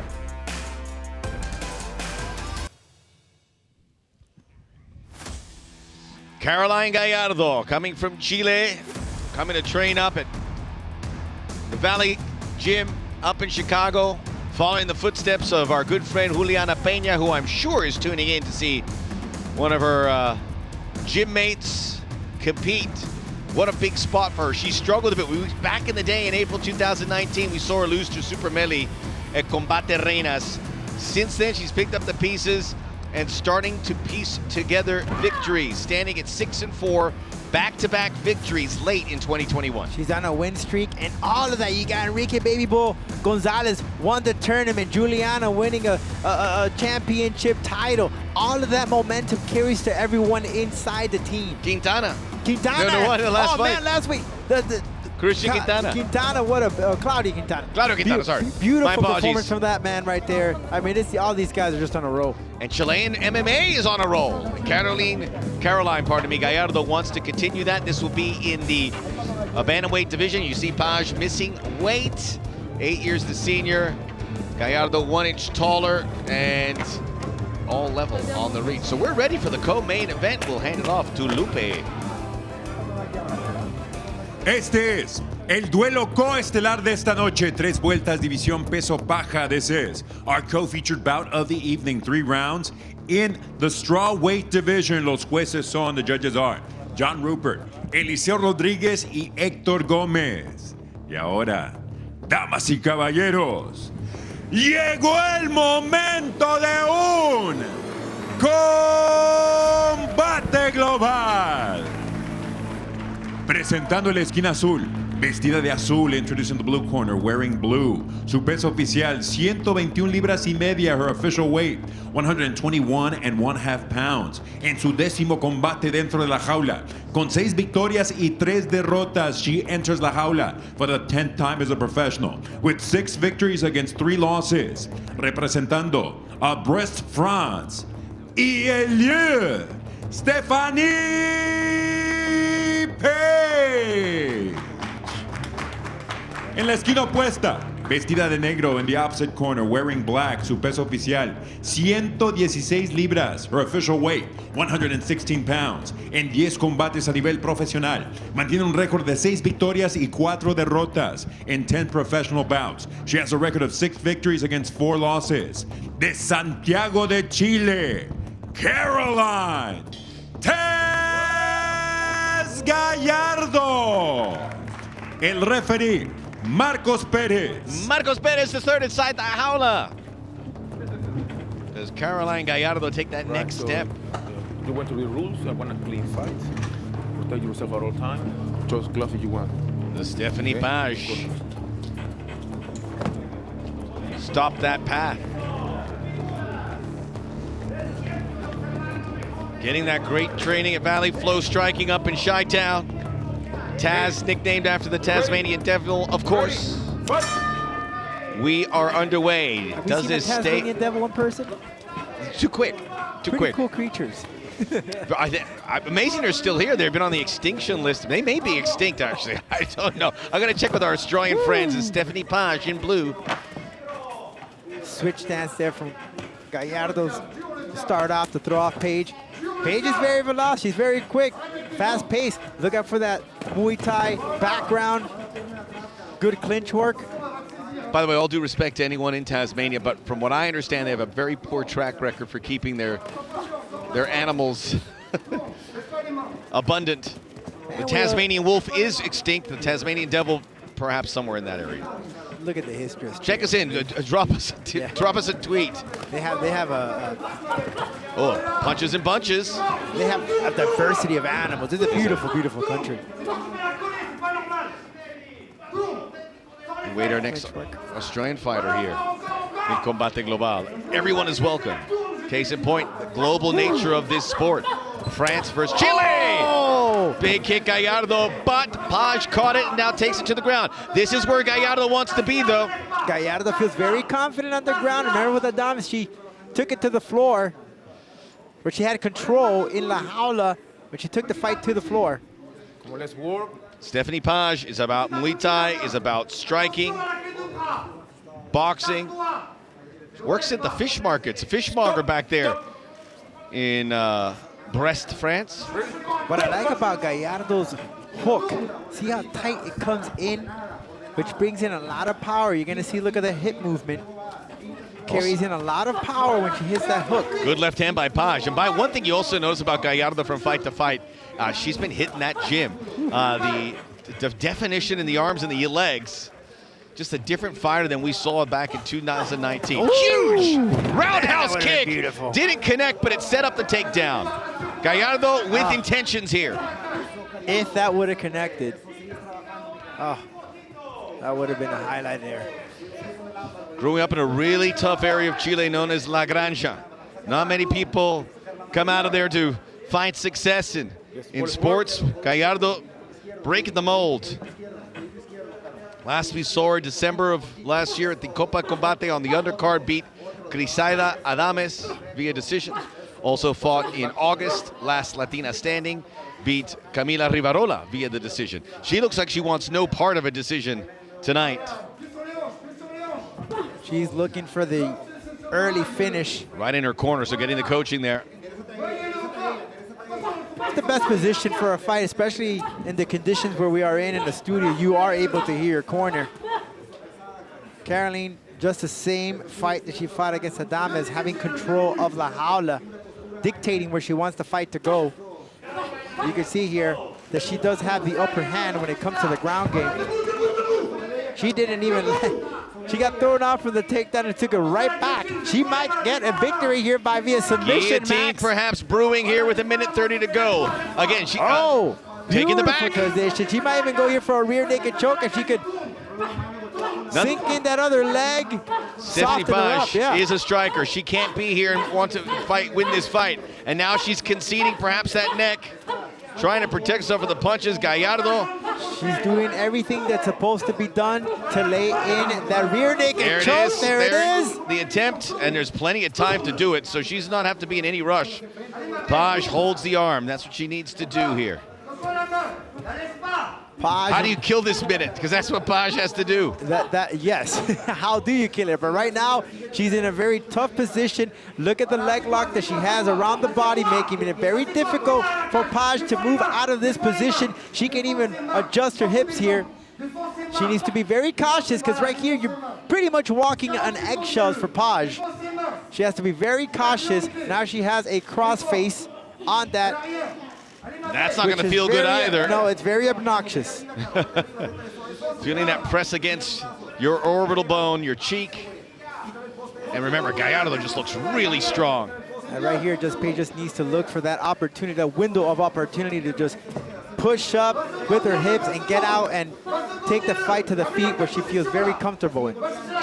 We saw Caroline Gallardo fight Isis Verbeek back on July 9th, lost by unanimous decision. That was the point where she turned things around as we approach the end of round one. She is in dominant position. Great stuff.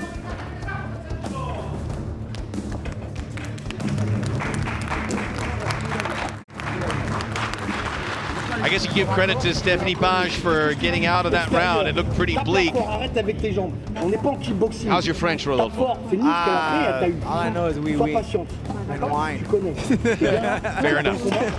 We demand much of you, but we'll let you off the hook on that one. I can tell you she says to work on your kickboxing. I did understand that part. Allez, respire. Respire. Respire. Breathe. That we got. That's the beautiful thing about Spanish, right? You know, one of those languages you kind of pick up Italian. The Latin language, the romantic language. The romantic language, yep. I always thought German was very romantic, but far be it for me to suggest any of that as we get ready for round 2.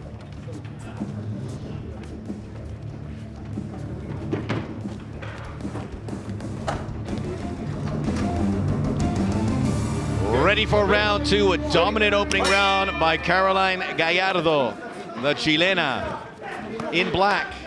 Well, Caroline feels very confident. She's going to come into the second round, test a little bit of that stand-up game, but I'm sure she's going to change the levels and go straight down to the canvas and try to finish this fight by way of submission. Stephanie Page, a fighter with a winning record. Last time she fought, February of 2022, first round TKO. She can knock people out. Gallardo not giving her the opportunity, but certainly can't leave an opening. Man, and just the women just keep delivering inside La Jaula. I mean, they just always bring it all the time. It's very exciting fights when you get these ladies. Great clinch work here.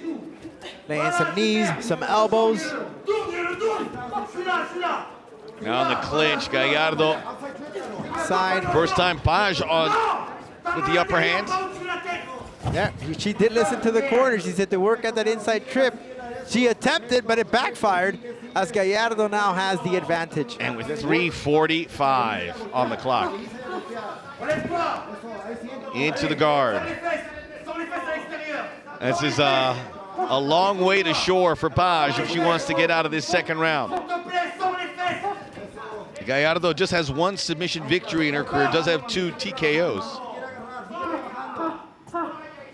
Page trying to secure that arm, though, that left arm of Gallardo. But Gallardo too smart. She knows what she's up against. Yeah. See Gallardo's corner set to posture up to land in some ground and pound action. And she's softening her up. Getting in some hammer fists. Maybe looking to clear that guard, that right leg looking to come over into side control, and now Stephanie Page. Maybe she can even attempt a crucifix. Can't get the out. Arm is right there. Oh, Gallardo, you can see the improvement. The work has been put in. She's dialed in. Making a good fighter look very ordinary right now. Very great stuff on the ground from Gallardo. You know, it's great to see here in Combate how we see these fighters just evolve. It is literally from night and day. We see so many differences in the fight game.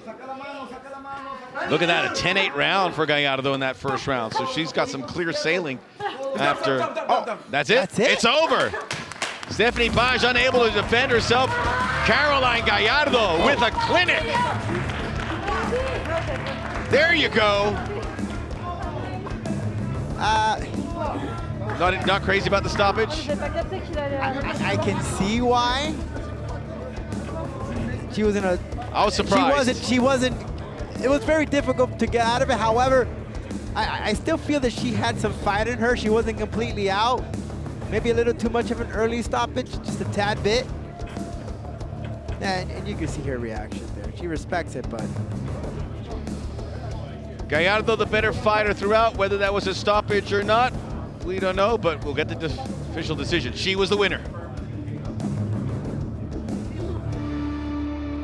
One thing we have learned is Campbell McLaren is inside the jaula, which means he approves. And how could you not? Dominant stuff from Caroline Gallardo. Great work. We're used to seeing her displaying a great stand-up game, but this time around she flipped that on us and showed that she is a well-rounded fighter. She is a mixed martial artist, displaying great phenomenal work on the ground. Earlier on she attempted to do some submission games, but you can see from the referee cam, Paz just wasn't doing enough. I guess she even questioned it. She looked at the referee and said, "Why'd you stop it?" I can see why she reacted that way. Maybe I would have listened just a tad bit, but she wasn't doing anything from that position. Well, let's hear it for Chilean MMA in the last card, another fighter who trained in Chicago at Valley Flow Striking. It was Claudio the Spider Quintana beating Ivan Choco Castillo. Tonight it's Caroline Gallardo beating Stephanie Page. And she looked really good doing it, finishing it via the referee stoppage in round 2. Now for the particulars, to Lupe Contreras.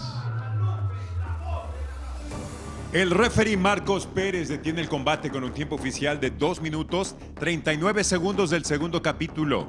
Ladies and gentlemen, referee Marcos Pérez stops this bout with an official time of 2 minutes 39 seconds of round number 2. Your winner, by way of TKO, la vencedora por nocaut técnico de Chile, Caroline Taz Gallardo. Taz Gallardo, huge moment for her, and she put the work in. We've seen this go progressing over a 3-year span. She is an elite strawweight right now in Combate Global. Every day improving as a fighter. Good stuff.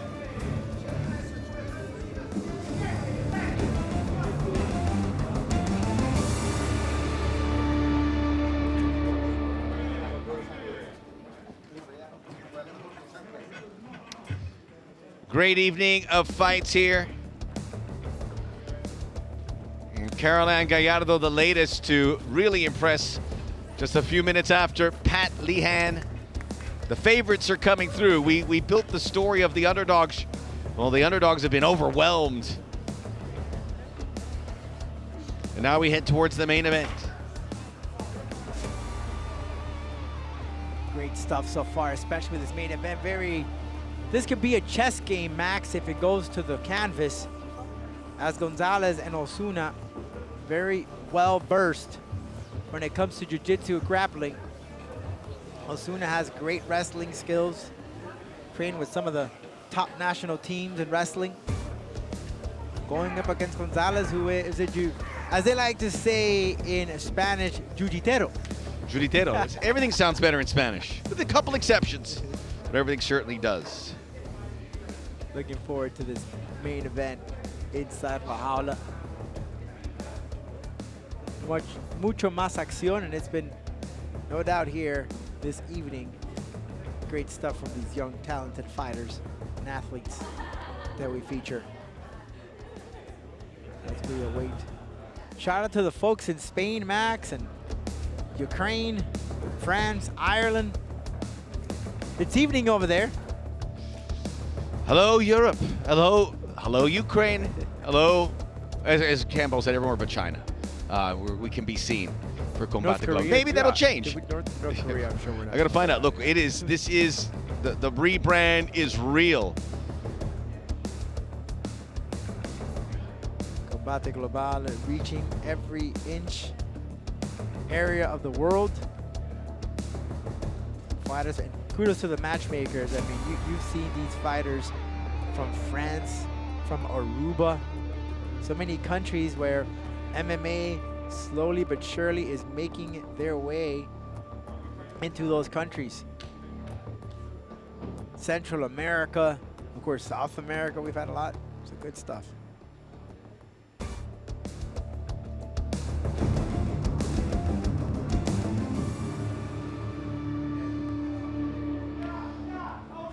Axel Osuna.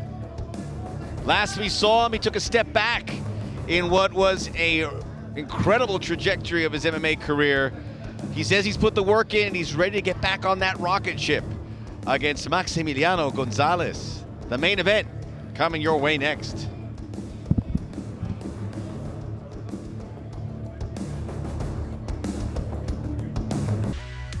Yo soy Maximiliano González y soy de la Ciudad de México y tengo 25 años. Mi apodo es Steel y surgió porque creo que representa mucho de lo que quiero llevar yo en una pelea, o sea, una voluntad de acero. ¿Cómo describiré mi estilo de pelea? Lo describiría como agresivo, pero sin embargo muy técnico. Es un estilo que se ve bien en la jaula. El mayor prospecto dentro de esta categoría, quiero decir que soy yo, pero hay muchos grandes prospectos y pues yo quiero pelear con todos los que estén en esta división. Para mí representar a la Ciudad de México es importante porque pues, es la ciudad de que yo amo, donde crecí, nací y he vivido toda mi vida y me es importante el mostrar que la gente de la ciudad tenemos una fortaleza increíble. Mi pelea de hoy es con Axel Osuna, sé que es de Guadalajara y yo sé que es un chico que igual que yo entrena durísimo todos los días, o sea que está buscando poder ganar esta pelea al igual que yo. Y nada, yo sé que yo soy el que se va a imponer en esta pelea. Nada más te quiero decir, Axel, que espero estés listo para una guerra en la jaula, que en verdad yo voy a llevar mi mejor versión y yo espero que tú lleves la tuya. Que hagamos que esta noche sea increíble.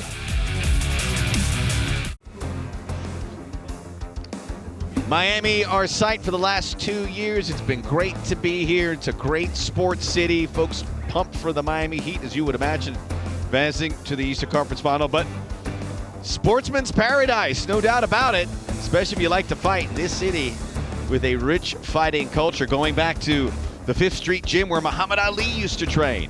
And now, moving towards Combate Global, calling this city its home. And certainly as we go global, we'll branch out in the months and years ahead.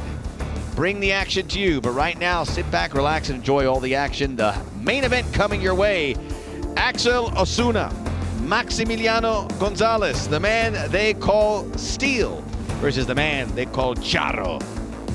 And bantamweights, they'll be heading into there, and we'll know a lot more about this division. Maybe there's some fluctuation where these fighters go down or up.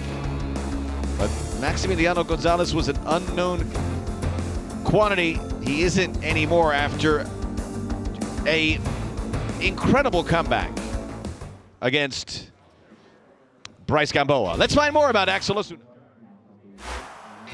Pasé por muchas cosas, me atropellaron, alguien que se pasó un alto y pues no se detuvo.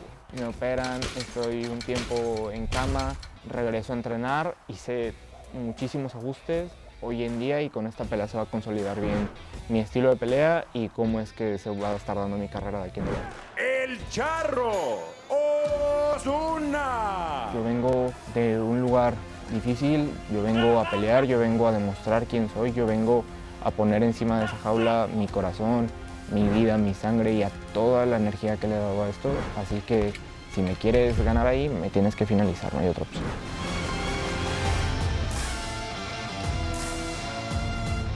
Here he comes. A fighter that impressed me immensely in 2019. And in 2018, he won 3 straight fights to start his professional career. All 3 of them via armbar. Injuries, some other issues, kept him out of the fight game until June of 2021, where he lost via unanimous decision to Reyes Cortez Jr. Representing Guadalajara, big spot for him to show that that was just a blip on the radar. Looking forward to it. You saw the graphic there. At 6 years old, he started boxing. Great fighter. And let's see what he brings inside La Jaula tonight. Now for his opponent, Maxi Steel Gonzalez.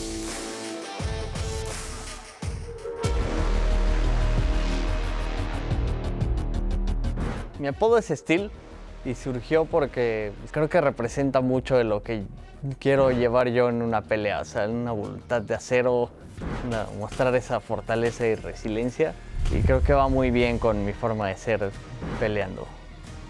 Mi estilo de pelea lo describiría como agresivo y entretenido, pero sin embargo muy técnico.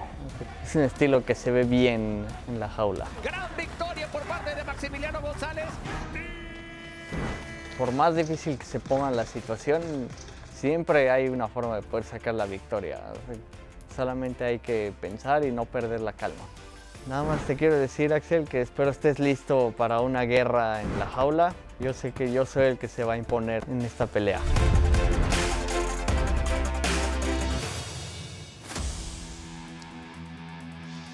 Cornered by his brother Miguel, who we also saw in action here with Combate Global.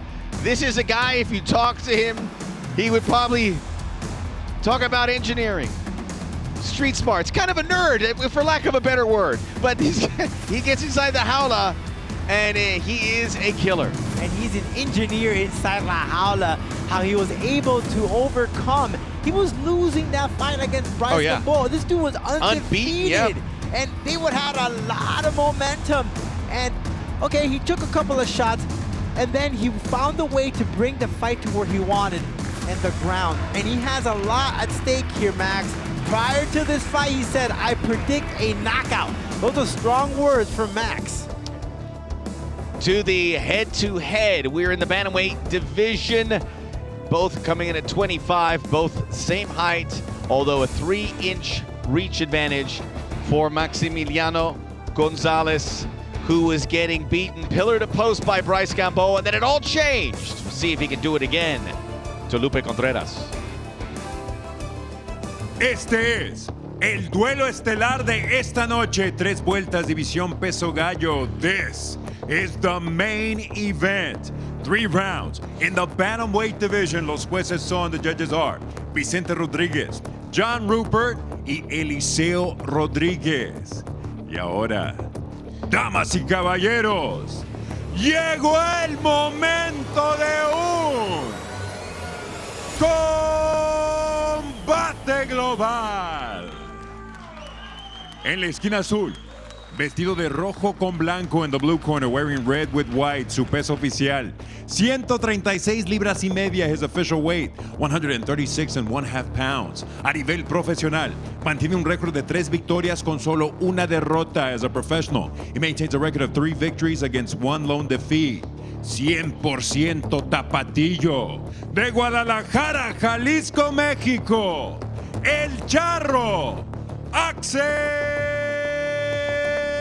Osuna. Su oponente en la esquina roja, vestido de negro con verde y rojo. His opponent in the red corner, wearing black with green and red. Su peso oficial, 136 libras y media. His official weight, 133.5 pounds. Con un récord idéntico a su rival, de 3 victorias y una derrota. He comes into the jaula with an identical record of 3 victories against 1 defeat. De la capital azteca, la Ciudad de México, Max Steel Gonzalez. El referee, Raúl Porrata. Raúl Porrata y su bigote. Third inside the jaula. En todos momentos.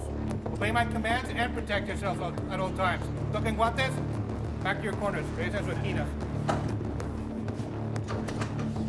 Axel Osuna, Charro.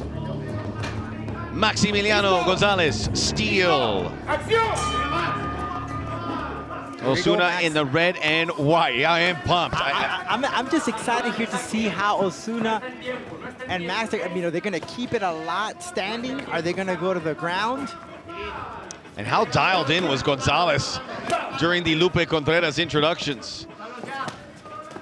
And Axel more composed, more calm. Usually we see him right from the bat. Start swinging. Oh, he lost his footing there. Remember, Osuna moving up to 135. One thing I want to point out is Max's guard has changed in this fight. Already in the clinch, tie clinch almost. Just a dick down. Mechanical engineer at the University of La Salle. 10 years training jiu-jitsu, talking about Gonzalez. 6 years training MMA. Incredible to believe he was a child born with an attention disorder. Caused problems for him in school. He's turned it around, and he's already a huge success story, but now he can become an even bigger one as it drops to the ground under that arm of Osuna. That's Axel's wrestling background that we're watching. He said, he goes, I can wrestle. If he wants to go jiu-jitsu, if he wants to go that direction, we can both go. But what I like about this is that Max, who is great on the ground with his jiu-jitsu skills, doesn't want to take it to the ground. He wants to keep it standing. Big knee there by Osuna. Osuna is the armbar specialist, and he does it razor quick. But now this is 2019. I mean, we saw in the pre-fight about that broken finger where it looked like a Subway sandwich, that finger. It just ballooned up. Crazy. It was grotesque. And obviously you need your hand. This is a contact sport.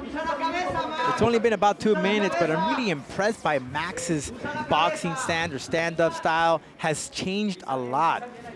Very closed, doesn't leave a lot of openings.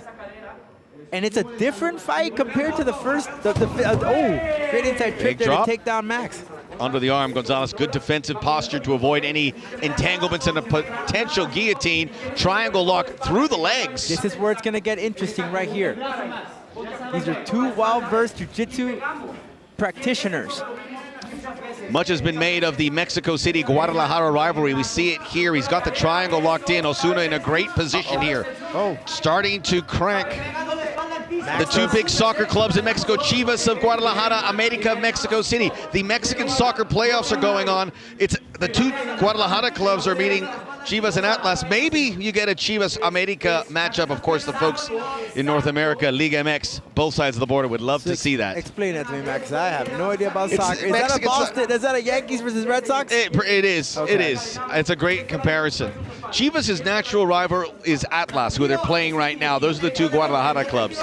But Chivas, the most popular club in Mexico, only field Mexican players, which is something very few teams do, and it's very hard to compete that way. But they do. Max needs to be underneath careful. the chin. Drops the chin. Now his face turning red. Osuna's up to something. Squeezing on. Axel Osuna, is he back? He's got it underneath. Maxi Gonzalez still fighting. Still fighting. He's trying to get that arm. He's out. Unbelievable. Awesome. That is coming. I'm telling you. From the grave. Oh, look at that transition. He's turned it. I'm telling you, this is what I anticipated. If these that forearm. Oh, Osuna's coming with bad intentions. Oh. He looks like he's done the work, man. But this is the beautiful part about jiu-jitsu, right? And the key to this is always to be composed, be very patient. Because that opening, that arm, that opportunity for you to land a submission is going to be there. Look, he attempted to go for a heel hook. He backed down. Now maybe Osuna wants to take this to the top and stand and bang. And Gonzalez's face looking like hamburger. Gonzalez, smiling, taking out his tongue. Remember the Christ Gamboa fight? Yes. He was getting beat up. Head kick after head kick. Gamboa looked dead. But he came back and he won it via rear naked choke. Osuna has to know that. He always says he's a big student of his opponents, watches a lot of tape. Has to keep that in the back of his mind. He thought this fight was over. So Armbar. Yeah, he's looking for that armbar attempt. More Osuna forearms. landing. Forearms. Oh, I mean, Gonzalez is made out of steel. Armbar. Oh, the armbar, watch out. This is his specialty. Does he last the first round? Gonzalez has been taken. Gonzalez is just too good on the ground. This is transition back and forth. What a talent. What is awesome. a ground game talent. Heel hook. Unbelievable first round. Woo. Really good stuff. That is living up to billing. I felt like we might have oversold this, but we didn't. We undersold it. No. There's his brother, Miguel. That's his brother. Hitting. Work your distance. You're hitting hard. You're hitting well. I know you want to hit hard, but hit him hard. You left a couple things out. Yeah, I didn't want to do that part. All right, here we go. They exchange. Osuna trading in the shots with the kicks, and then he takes down the fight. Max was resilient, though. He did not want to go to the ground. Eventually, it ended up that way. Max was in some situations where perhaps this fight ended, but his transition, his defense in the jiu-jitsu game is just too good, was able to overcome this. Great stuff, great fight so far.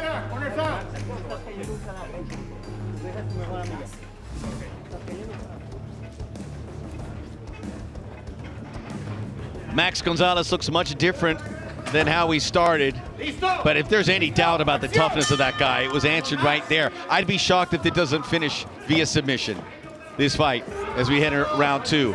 Osuna had to be a bit frustrated when you know you're that close to winning. He had to feel like, I got my arm under this chin, it's over. Yeah, but that frustration could frustrate you to lose the fight because I can't get the darn thing. Correct. You know? But Gonzalez just has the heart of a lion. He just keeps coming back no matter what. He is keep. Look at this. Okay, look at this stance now. Look, he has his elbow towards rib area, the guard. These are two elite fighters. Gonzalez now pegging Osuna. That's that improvement that Max has been working on in his boxing. Now, Max working the body of Osuna. Back and forth. Gonzalez, he's awkward in his stand-up, there's no doubt about it. But once he gets that close enough and he gets in, he is an artiste. There's methods and means to the fight game. Anyone that just has different positioning, different stance, it works best for them. He looks like he's groggy, but that's not the case. No, that's just the way stance. he is. That's his just the way stance. he is. It throws you off. His like knees come in and he's kind of creaking up to you. Takedown? No, look at the defense. And great defense from Gonzalez. And look at the open scoring, Max. The edge goes to Osuna in the first round. He knows he won the first round, but this fight does not feel like it's going the distance. There's just too many catch-can and too many ebbs and flows. Great head positioning from Gonzalez, preventing Osuna to go to the ground. Max just wants this fight on the feet. Wait for times. You got to start with the feet so you can get into those transitions. You know, my hat off to Max. He's very confident with his striking skills. He wants to stand. And he the doesn't want to go to the ground. The awkwardness is throwing Osuna off. Yeah. Oh, he landed there a knee when Osuna came in. Osuna Gonzalez now taking the initiative. Woo, this is mucho más acción, folks. Dropped his head there to throw that left hand. Osuna uppercut works. Great combination from Osuna. Max follows. And the beauty of it is lots of exchanges. And it's not just one exchange, it's one after the other from both of these guys. Gonzalez was asked about his nickname, Steel. The English word. Represents a lot of what I want to take into a fight. Be a fortress, resilient. Is that exactly how you would describe this fighter? He's taking a beating again. He's wobbling. Osuna going to the body. Oh, Raul Porata stopped it. No. Gonzalez can't believe it. I'm not sure I can. He was hurt. He was, but I don't know about this one. I think a little too soon to stop it. I know he was a little dazed. I know that. Oh, you feel for Maxi. I know he was a little dazed when he had hit with those two hooks, and then he worked the body, but he was still in it. He wasn't completely gone. Wow. He knows where he's standing. He knows where he is. I think that's just a little bit too soon. Let's see if the camera. Lo logramos. Todo lo que pasó después de la operación, después de todo, lo logramos. Regreso a casa victorioso. I think lost his grandfather. He said we did it. We did it together with a significant other. Not sure. Wow, a lot to unpack here. We'll be right back.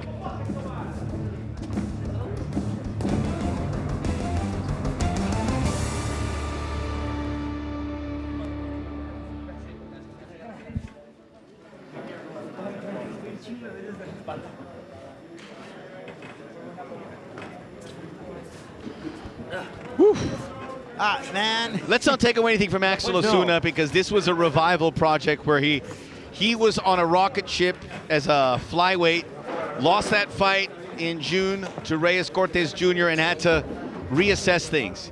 And against a really good opponent. A really good opponent was able to return to his winning ways. But was this stoppage too soon? I think it was. I want to see this replay again. I know Max was still in the fight. He wasn't out. Yes, he took 2 shots, and then he took another couple of shots to the body, but he was still active. You know, the rule is, if you are able to counter, if you are able to react, no way to stop the fight yet.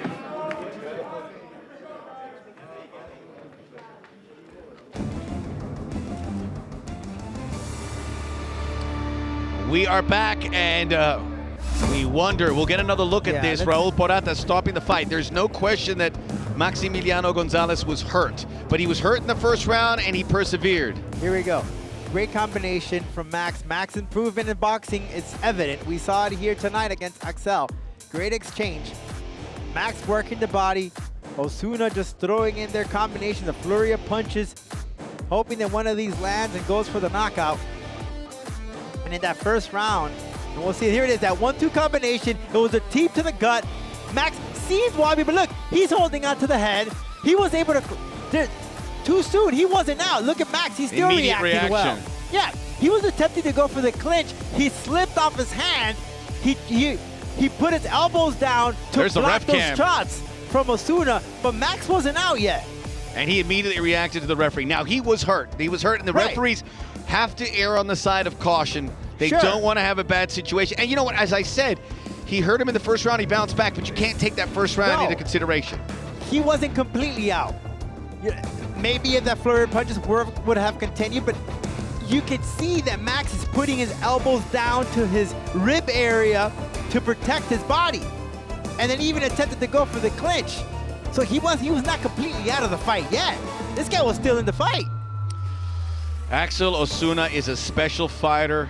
We'll talk more about him. We'll go back to Lupe Contreras.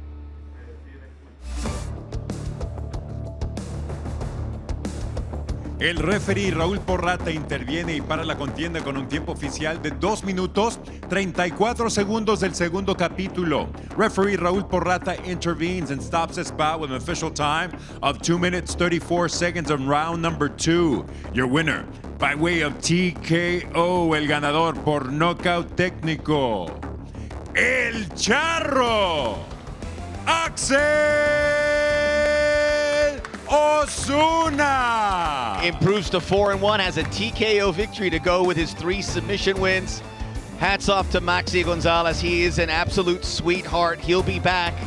But for Axel Osuna, this was a special fighter. He took the defeat. He looks special again. And for me, having been able to call pretty much all his fights at 125, 135, he could be top tier worldwide. We'll be back.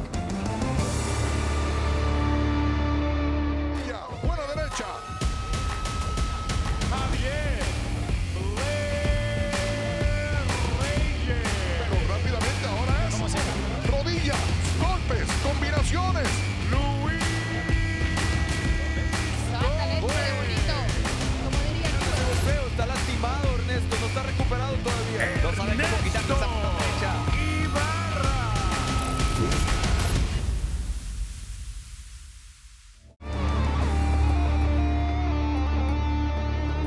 Combate Global, Rodolfo Roman, Max Bretos. Rodolfo, I see it on your face. You're still concerned about that stoppage. Your thoughts now that you've had a few minutes to process it. The rule is, if there is no defense on that person, and you completely see now one individual, by the way, Campbell here saluting the folks, some guests that we have inside La Jaula in our studio.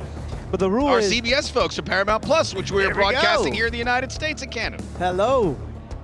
So the rule is, if you can't educate, if you cannot defend yourself, if there's no action within a certain period of time, then okay, you have to protect the fighter and safety first. But clearly, Max was able to move. He tried to go for the clinch. The hand slipped. He put his elbows near the rib to protect himself. There was some activity. It was a way too soon of a stoppage. There was still life in the guy. Maybe we'll see them two again. But look, David Martinez, we hope to be seeing him a couple of weeks, is the man at 135. Perhaps Axel Osuna, perhaps Maxi Gonzalez will come his way. Recapping the fights from this evening, we'll start with Naomi Tataroglu, representing Aruba and Turkey. Just a great athlete, right? She came out punching. She picked apart Orozco's leg with a beautiful kick, just chopped it down like a lumberjack, and just had a field day. Just non-stop action, great combinations, great body mechanics from Naomi. That head movement, I like how she was able to put some of the boxing skills in her Thai background or quick kickboxing background, which is difficult. You don't want to do that. She did it right after the bell. That spinning back elbow was by mistake. Happens in the fight game, but it was just non-stop consistency from Naomi. Rapidness, fast fury from this young lady representing Aruba. But again, a fighter that clearly put in a lot of work between her last fight and this fight. I mean, this was a pillar-to-post job and a stoppage in round 2. That was a right stoppage.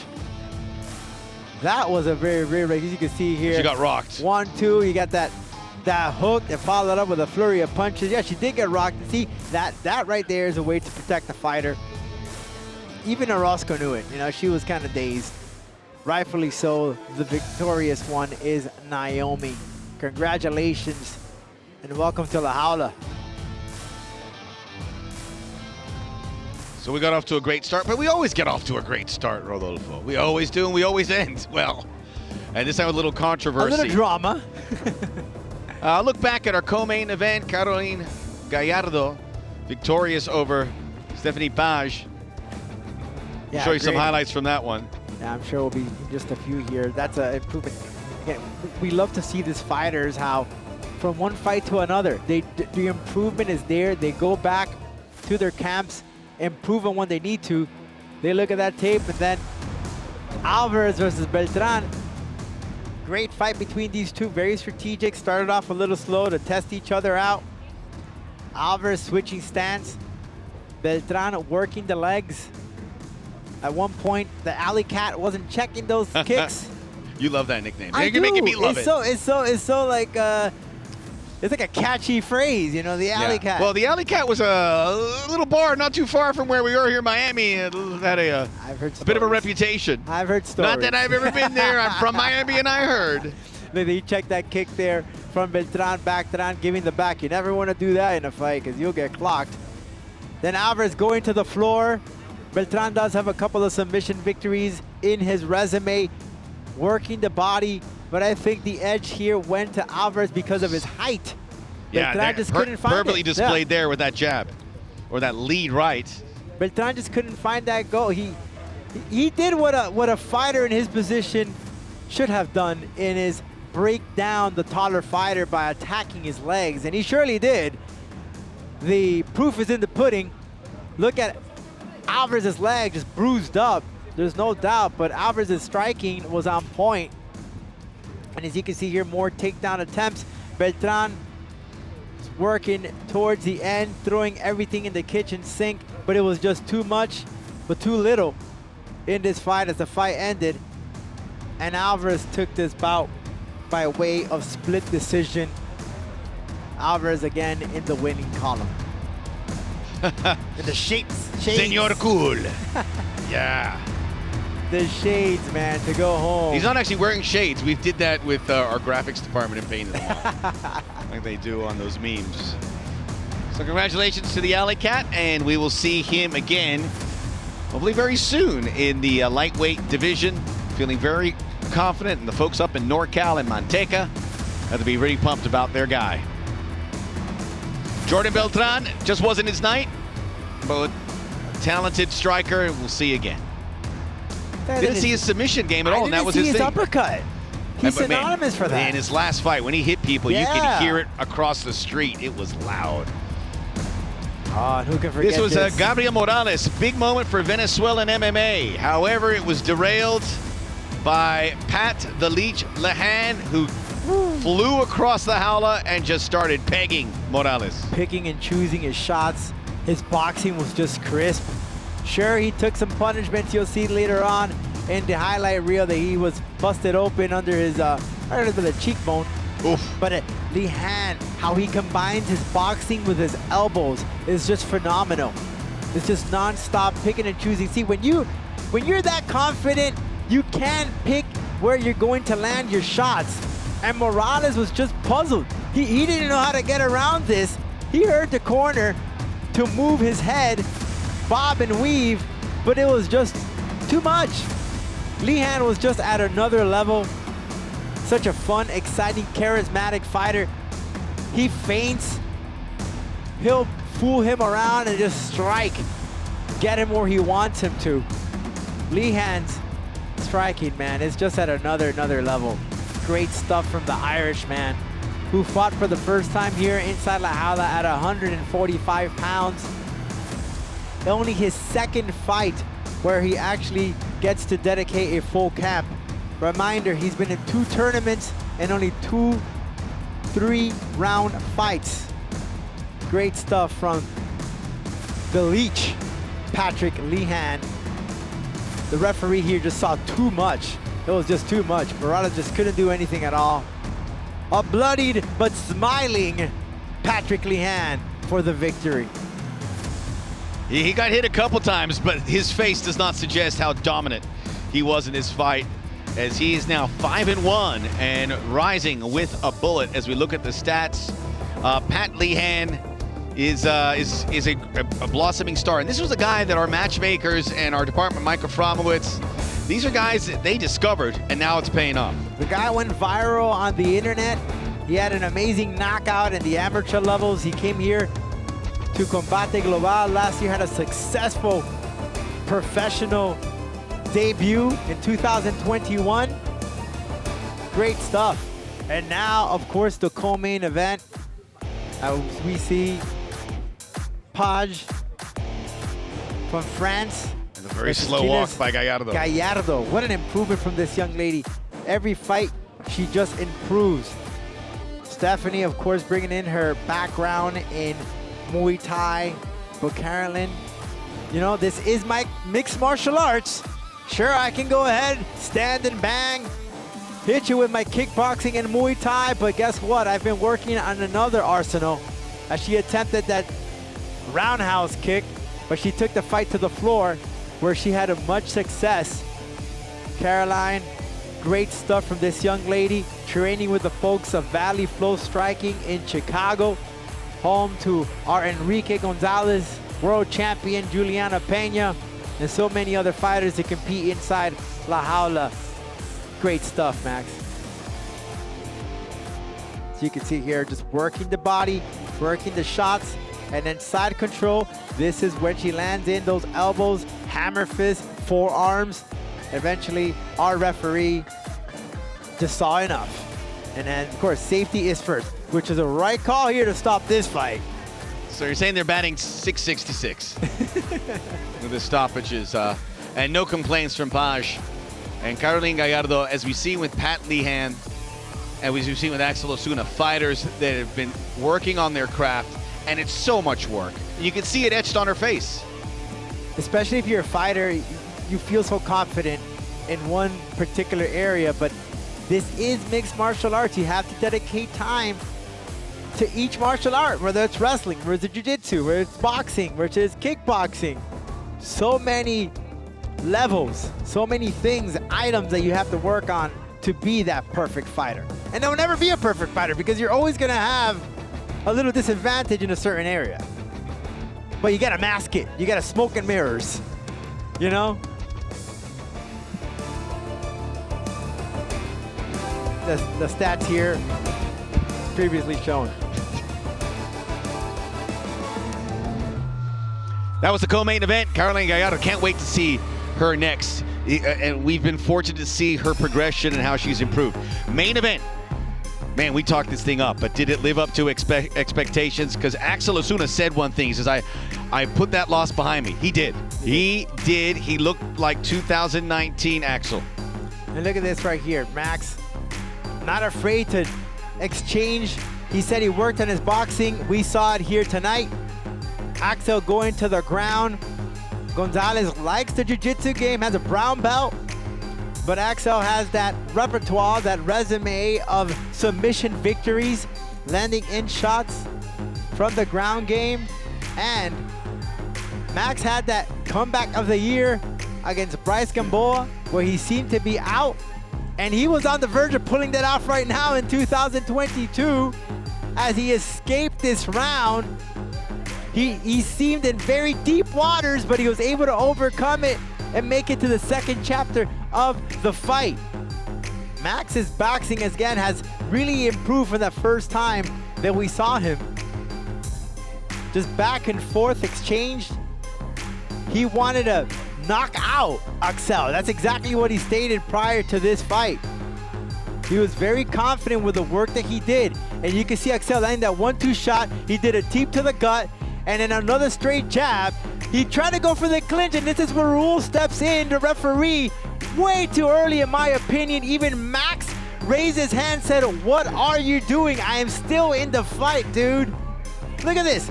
Look how he tries to go grab his hand go for a clinch. He's still in it. From the ref cam. From the referee, you're getting the peripheral, the POV, the point of view vision right there of what Raul said or saw. In my opinion, way too early of a stoppage. And how about that smile from Axel Osuna, looking clean after his fight. And Axel Osuna, remember, he's coming up from 125.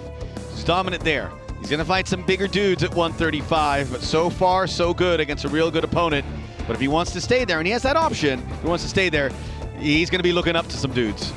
That's right. Once you move up that level, once you increase that weight, comes more power, more furious competition. Very curious to see where we see Axel, and I'm sure he can make a quick turnaround. He didn't suffer too much damage as we get ready for the next bout next week.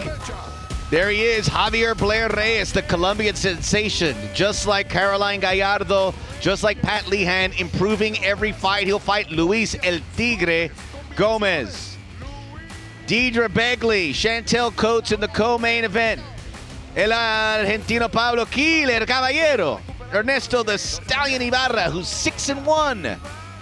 Looking forward to that Ibarra Caballero fight, let me tell you. That's a great card. Yeah, Caballero has a background in bare knuckle boxing, of course, in MMA, and Ibarra is not afraid to exchange with you, so that should be a fun one.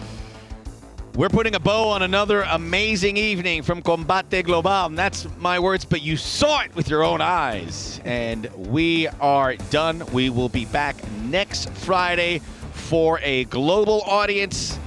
Pat Lehane. Expect to see him sooner than later. He doesn't like to stay out of the action too long. On behalf of our entire production crew, led by Art Izquierdo and Victor Baguet, Campbell McLaren, Rodolfo Roman, my name is Max Bretos. Until next time, Plácido Domingo.